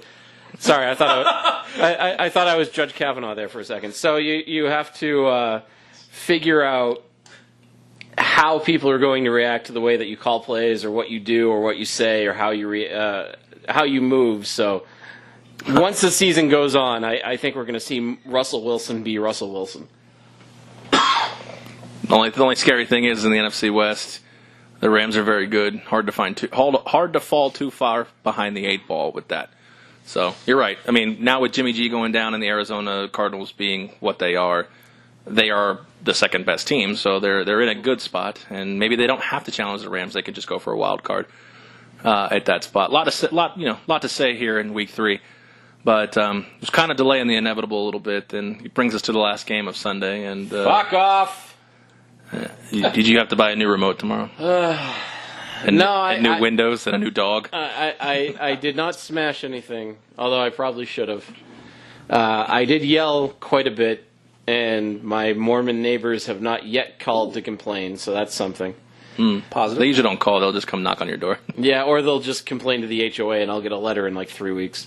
26-10. What sides were we on here? I had New England minus the 6.5 as my lock of the week. So that's 3 points down. Yeah, that was no good. Zoinks. You and Token actually both had it right. You had Detroit plus the 6.5. Token had under 53.5. Ooh, that was good. So Good job. That was probably the best pick of the week for Big Token. So that was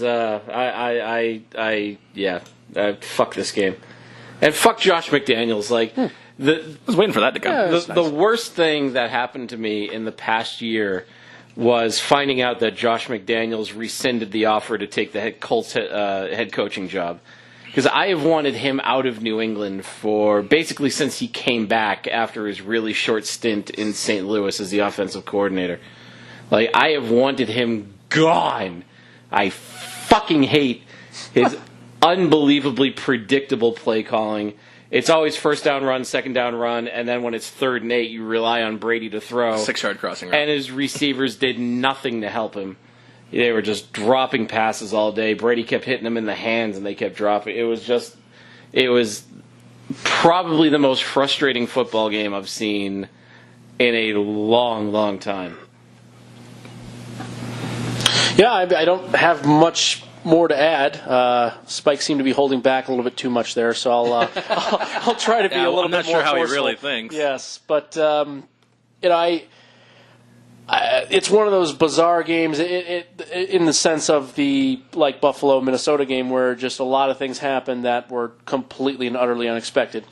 I didn't have a lot of expectations going in. I had no bet or thought on the game. It was just the line seemed about right. Everything seemed about what it should be, and just never really came to fruition. I expected New England to make a run and come back at some point when they were within 2 scores the whole way into the second half. I expected them to get the ball and score at 1 point and make it a game, and It's never happened. it was very surprising that it never happened and how odd and disjointed the game. Maybe it has something to do with the play calling, but it was very strange how slow and just unaware a lot of I guess players on New England seem to be, as you said, people dropping passes or missing guys in coverage. It was tough to watch at times. It was a very, very odd, strange game. It was a tough game to watch. Actually, he talked about Seattle, Dallas putting you to sleep. I fell asleep in the third quarter of this game. I don't feel bad about missing it. No. Yeah, and for me, the only bright spot on New England is this, that Detroit's offense was shredding New England's defense. But even with all the yards New England's defense gave up, they still held them to field goals 4 times. Agreed. Detroit ran the ball well, too, surprisingly so. Yeah, so that, to me, felt like a victory. Like First 100-yard rusher in 5 years. Yeah, if Detroit had been able to punch the ball in on the ground, in the air, whatever else, this game should have been a lot worse, or the score should have been a lot more lopsided than it was. The fact that New England constantly held them to field goals is maybe moral victory is the wrong word, but it's something they can build on going into other games where they play offenses that are probably much more potent. Yeah, and you got New England going back home, 0-2 on the road. We said they're facing a Miami team. Yeah. I feel like they're a strong bet next week. Oh, yeah, they'll show up and play in that one. I don't think there's any doubt. Yeah, and New England Open is a 7-point favorite. I was just going to guess it's probably about a touchdown. Yep, that makes sense. Now, we talked about, obviously, Detroit hasn't had a 100-yard rusher in 5 years. Can you remember the last 100-yard rusher in New England? There might have been sort of an outlier here or there, I would guess, that broke it, because they've had some big chunk plays over the last few years on offense that I would guess someone broke one at one point to get there. I don't know which one of the 6 or 7 stable of backs it would be. But I just don't know. I mean, I don't know either. I have no idea. I'm just taking a wild stab just based on. This isn't a trivia question. This is more of a question. I just don't know. It's just no idea. I feel like we talk. I don't know if it's been 5 years, but I feel like they made such a big deal out of Kerryon Johnson getting 101 yards. I feel like I don't remember the last back in Patriots lore to get Deion Lewis maybe had one. I would Yeah, that's probably a good good guess. Yeah, I don't know. You guys are obviously follow the team very closely, so and even then, I'm like, idea. I've pretty much for the last decade just assumed the run is theoretically an afterthought. But yeah, it's hard to really make anything of this. I mean, usually Belichick does well against his coaching tree. Not today, and I texted you guys something that I was mostly joking about. And I actually got the response. I actually got probably close to the exact response I expected out of him. And I said, is with Kraft being, we're keeping Brady, and on the day Garoppolo goes down with a knee injury, or is Belichick sabotaging himself out of New England? Jeez, throw Garoppolo in there too, just for fun. It just happens to happen on the same day. I know it's theoretically stupid, but at this point, Bill Belichick benches Malcolm Butler for what? We don't know in the Super Bowl. It's just, I don't know. I'm not putting my tinfoil hat on. It just seems like, we've been saying it for 10 years at the beginning of the end. I haven't believed it till probably the beginning of this season. And you're a Pats fan too, and this does seem like a team that has trouble competing against a lot of the teams in the NFL right now. And I know they're 3 weeks in, but yeah, no, and you're right. It's been tough to see because they just look bad. They've looked. Well, I shouldn't even say bad. They've looked mediocre. They've looked like a middle of the pack team. Right. And they've looked like the types of teams that they should be beating up on their way to another pretty much guaranteed AFC East title, which I still think they can get. Sure. Even with Miami beating Miami, they can't go 1-3 and be 4 games down to Miami, right? Including the tiebreaker. But I mean, these guys were, they were naturally an 800, minus 800 to win the division, going into this season. Question: if you could revamp it now, 10 wins over or under? I would want to look at the rest of their schedule, so let's pull that up. All right, pull up the schedule. All right, so they got. They still have all 6 AFC East games left. Yeah. So you figure they should win at least 4 of those. They're no doubt. Home to Miami, home to Indy, home to Kansas City, on the road in Chicago, road in Buffalo, home against Green Bay, road against Tennessee, road against the Jets, home against the Vikings, on the road in Miami, on the road in Pittsburgh, at home against Buffalo, at home against the Jets. We expect Pittsburgh at that point of the year should be a better team unless the wheels have completely fallen off. Right. The Vikings at home, I think that's a 50-50 toss-up. More than likely the Patriots should win that game. At this point, you're looking for 4 losses here. The Packers at home. At Miami. At Miami is always a tough one. Never a good spot. At the Jets is always a tough one. Yeah. The Chiefs coming in. That's probably an L. That'll be a tough game to win.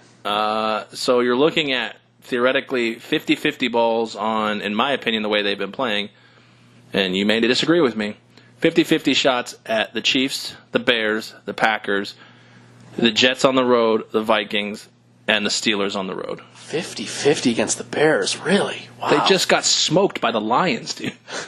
I understand. I know. I get it. And the Bears probably should have lost to Arizona. So probably. I understand. Yeah, I mean, that defense is good. Yeah, the Bears I actually don't necessarily disagree with because Khalil Mack being able to get at Tom Brady, that's a weakness that that can be exploited against Tom Brady. If you get in his face and you with Captain Andrew Luck marching to the battlefield of Gillette, all bets are off. Yeah, well, that's fair. Captain Andrew Luck will write his. I completely disagree with the fact the Jets, even in New York, the Jets are a dumpster fire this year. That's not a game. Jets smoked the Lions. That's not a game I'm worried about. We're gonna play that game. No, I don't want to play the Rotunda. Okay, but I'm just saying I don't think the way that this team is playing right now, I think there may be 3 games on the schedule where I can bona fide W. Well, I'll lay some points at Chicago, and I'm not a New England backer here. You'll lay points on the road at Chicago. Absolutely. Wow. Absolutely. But I mean, remember too, this game coming up at home against Miami. We'll see kind of what's going on. But week 5, they get Edelman back, and week 5 is when Josh Gordon should actually know enough of the playbook to see the field. True. So 2 big weapons. 2 huge weapons that not only can contribute themselves, but open up Gronkowski. Yeah, Dorsett definitely hasn't been that replacement for Cooks. No, oh God, no. So, yeah, I don't know. I mean, Edelman's going to be huge. Hogan, get out of the slot, get back into his natural position. Yeah, I mean, there's some positives and some negatives to take away. I don't think you can completely scrap this game. This one's got to fall on the coaching staff, then, in your mind.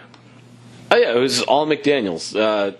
They knew that Detroit was terrible against the run, so they tried a running game. The problem is they don't have a good enough running back to be able to shred any defense. So once that had failed, they needed to move to the passing game, but they didn't actually do that until they were already down 40-0 or whatever the score of this game was. I don't even know. What about the news that came out today that apparently in the offseason they were going to trade Gronk to Detroit? I did hear about that. They wanted to trade him to Detroit. He said, "No, I'll retire." Yeah, and Gronk's basically saying Brady or no one. And from all the reports on Gronkowski, he has never spent a dime he has made playing football.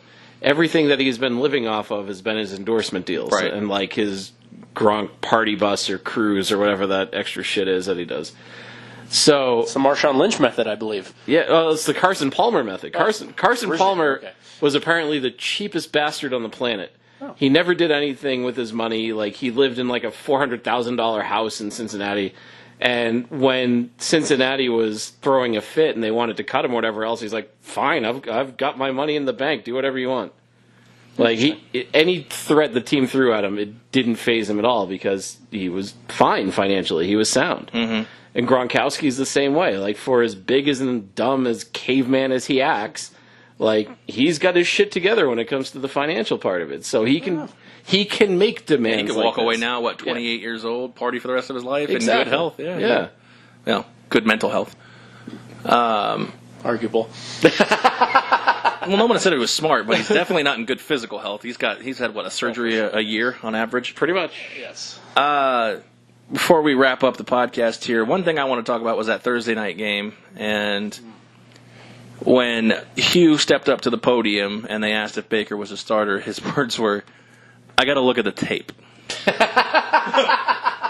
Bad answer. They're expected to name it. All right, calm your tits.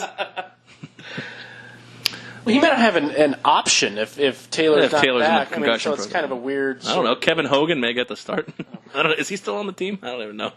No idea. Who knows? It's got to be Baker, though, right? No matter what. I can't imagine Tyrod, whatever he's calling himself these days, has any more shot at this job. Now, and the thing is, I don't want to hype everything up too much. Yes, winning the first game in 2 seasons is huge, but Baker was just okay in that game. Oh yeah, but what he came in and did versus what Tyrod did in the time is what's making him such a lovable figure and Cleveland's savior, which they've been looking for one since they came back in '99. No doubt. And everyone's certainly forgotten, if they were even paying attention to his time in Buffalo, that Taylor was quite a good player for at least 2+ years. And he kept them involved in both of the other games as well. Yeah, he should have, could have, would have won both. There's some pretty cool advanced stats out there that show Taylor up there with some of the best quarterbacks in the game in certain aspects, especially with accuracy in certain parts down the field. I mean, he's quite a good quarterback for.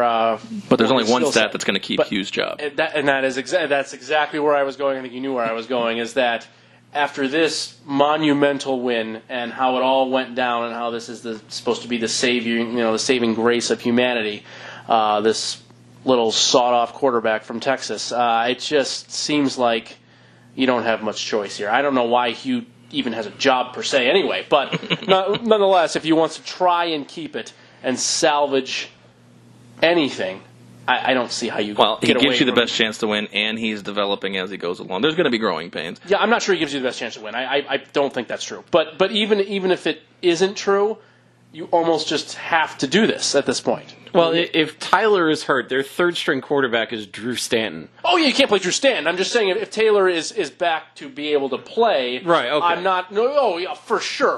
He's saying not gonna go to the third He's string. saying Tyrod Taylor gives you the best chance to win. Yeah, no, I'm pretty confident. And I don't that's think true. you're wrong on that But- because right, look but at the it doesn't Pittsburgh matter. game, look at the New Orleans game. I agree. You're not wrong. And look at the last couple of years. He was an excellent. He made the quarterback playoffs for last Buffalo. year for Right. Buffalo, yeah. You know, subpar team really when you kind of look at Not it. against Minnesota. But no, I think that kind of gets it thrown out the window, and there's just no way you can go away from He just from it at this epitomizes point. Cleveland. You know, he was a walk-on at two separate schools who got bumped out of Texas Tech in favor of Mahomes. And he came over to Oklahoma, you know, a walk-on again, and led them to Yeah, no guaranteed scholarship. That was pretty impressive. It Yeah, really I mean, was. he just epitomizes the hard-working, industrial city of Cleveland. And if he can be any kind of, I mean, hell, if he made the Browns 8-8 every year, he'd be a godsend.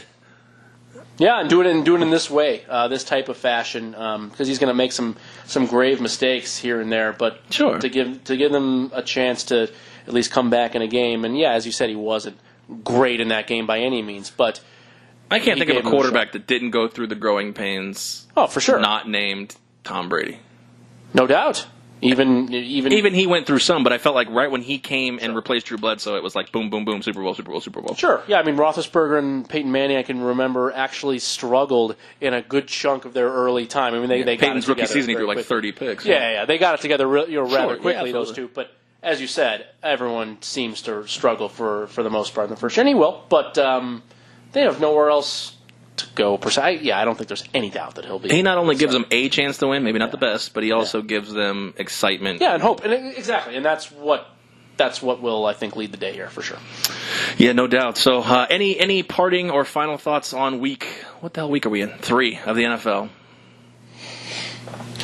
No, I mean, for me, it's... My parting thought was I did well, so that's all. Yeah, you You did have an excellent week. you smoked both of us, me and Token. Do you have an updated tally for that? When it came to the pick? Yeah, if you want to show off, fuck, I just closed it. Actually, hang on. It was a bloodbath for me this week. I'll tell you that much because I know going in it was 5 for Token because Yes. we gave him that lock, the Bears lock. starting from last week. Yeah, Token had 5 points. You had 3. Three. I was at -1. I had not done well the previous week, and it was just. This week didn't help me at all. So after this week, the current standings. I did nothing to improve my stature. The current standings are: I am in last place at -5. Holy shit! Glad you're not betting all the games. Yeah. I wish I did this week. Yeah, that's true. Token is in second place with 7 points, and you are currently in the lead at 17. Holy wow! I went from 3 to 17. Yeah, you had a good week. huge Oh, I'd say it wasn't bad. It's very impressive. Was not bad. Was not bad. You definitely had a good week. So nobody can take that away from you. Until week 4. Yeah, until we actually new figure slate out of what we're games. doing. Yeah, week 4 is a new week, so I might, God forbid, I fall back from 17. Anyways, Tony Johnson. Any thoughts? Parting shots? Anybody? I know you've already taken your shot at Case Keenum, but Yeah, and it wasn't intentionally at Case. Case seems like a fine guy, but I just personally, he's a hoot. right, this thought that he's going to come in and Denver's going to be sort of fine, everything will be okay is really just to me not correct. And they have a guy, second-year guy now named Chad Kelly out of Mississippi who had some disciplinary issues. And remember the name, yeah. was never really in a bright spot. I think he's more famous for sliding into DMs than he is for exactly for playing football. But I think he's a guy that's pretty close to. We see beginning him the this notch. year? I think we'll see him for sure this Wow. year, and I think he might be a game changer, possibly. He's got all the skill sets to do it. But my only parting thought is that, not that anybody needs this reminder, because we probably see it pretty much every week in the NFL, but you never know what can happen, and laying a lot of points or dismissing a team without really kind of going into it and thinking about the game usually leads to bad results. So a lot of dogs undervalued this week. agreed. I think the sports books probably had a fantastic day, would be my guess. Not on me. Yeah, no, definitely not with you. But that would be the only thing I would say is just beware of the big dogs, and if you think there's any sort of semblance of a chance, I think that's where the money should be going for the most part. Yeah, most definitely. And my parting shot is, hey, GM in Houston, if you're not James Harden, whoever you are, you need to pick up the phone and call the Steelers and see what they'll give you for the jet ski guy and who's lounging in Miami right now. All right. Well, Spike, I interrupted your parting shot. Did you have any? Or fuck Josh McDaniels. I know that. Well, yeah, we got that. Sure, that. I may as well just get that tattooed on my forehead at this point because it's basically it's my de facto Facebook status at this point too. But no, this was a week where I think the better teams like Kansas City and the Rams kind of proved themselves as being the better teams.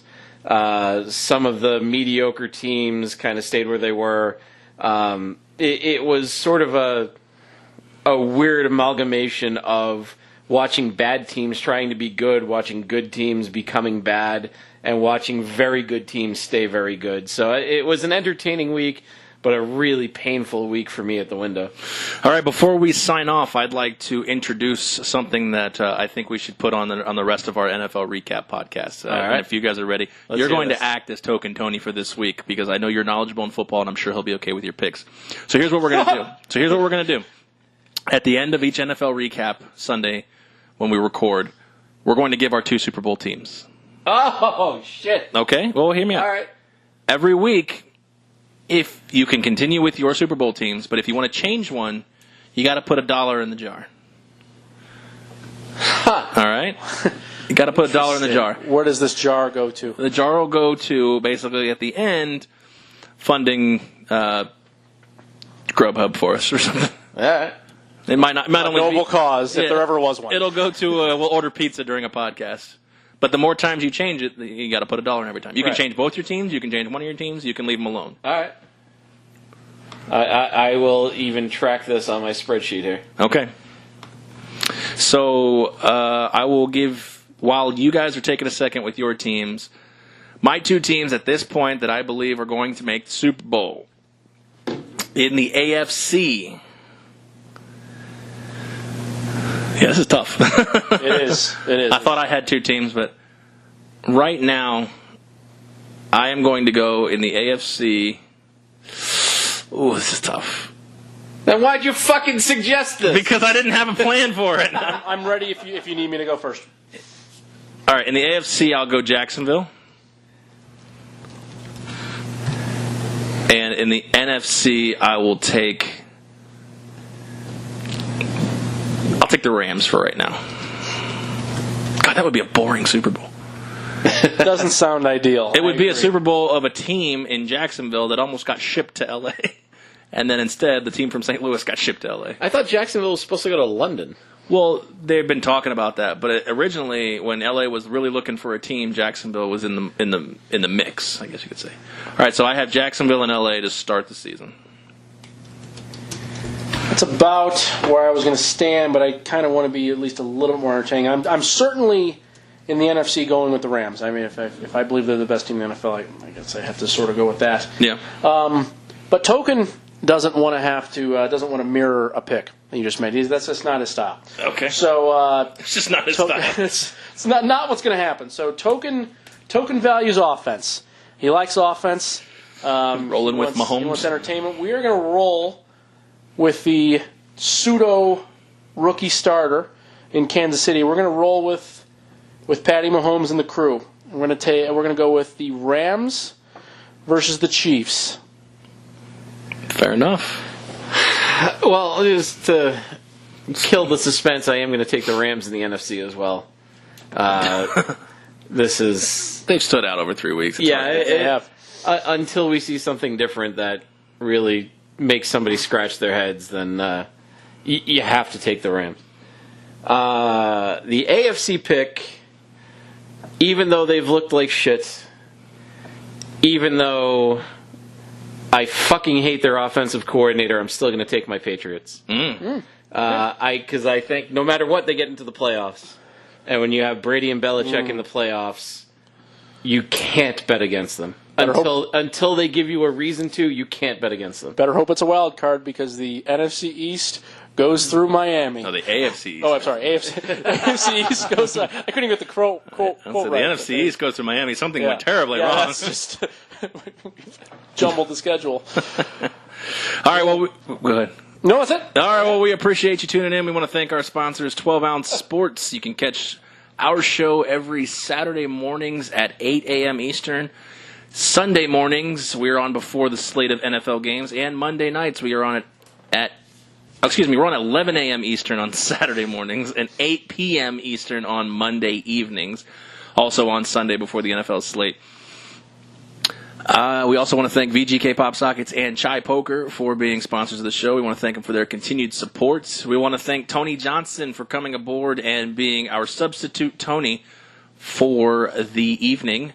And I want to say happy birthday to Token Tony as he spends time with his family in Detroit celebrating the Lions' win, licking street poles and eating horse. Oh, no, that's Philly. Never mind. For Spike, for Tony Johnson, and Token Tony over in Detroit, I am Aaron. I appreciate you. We appreciate you listening, and we'll catch you on the next one.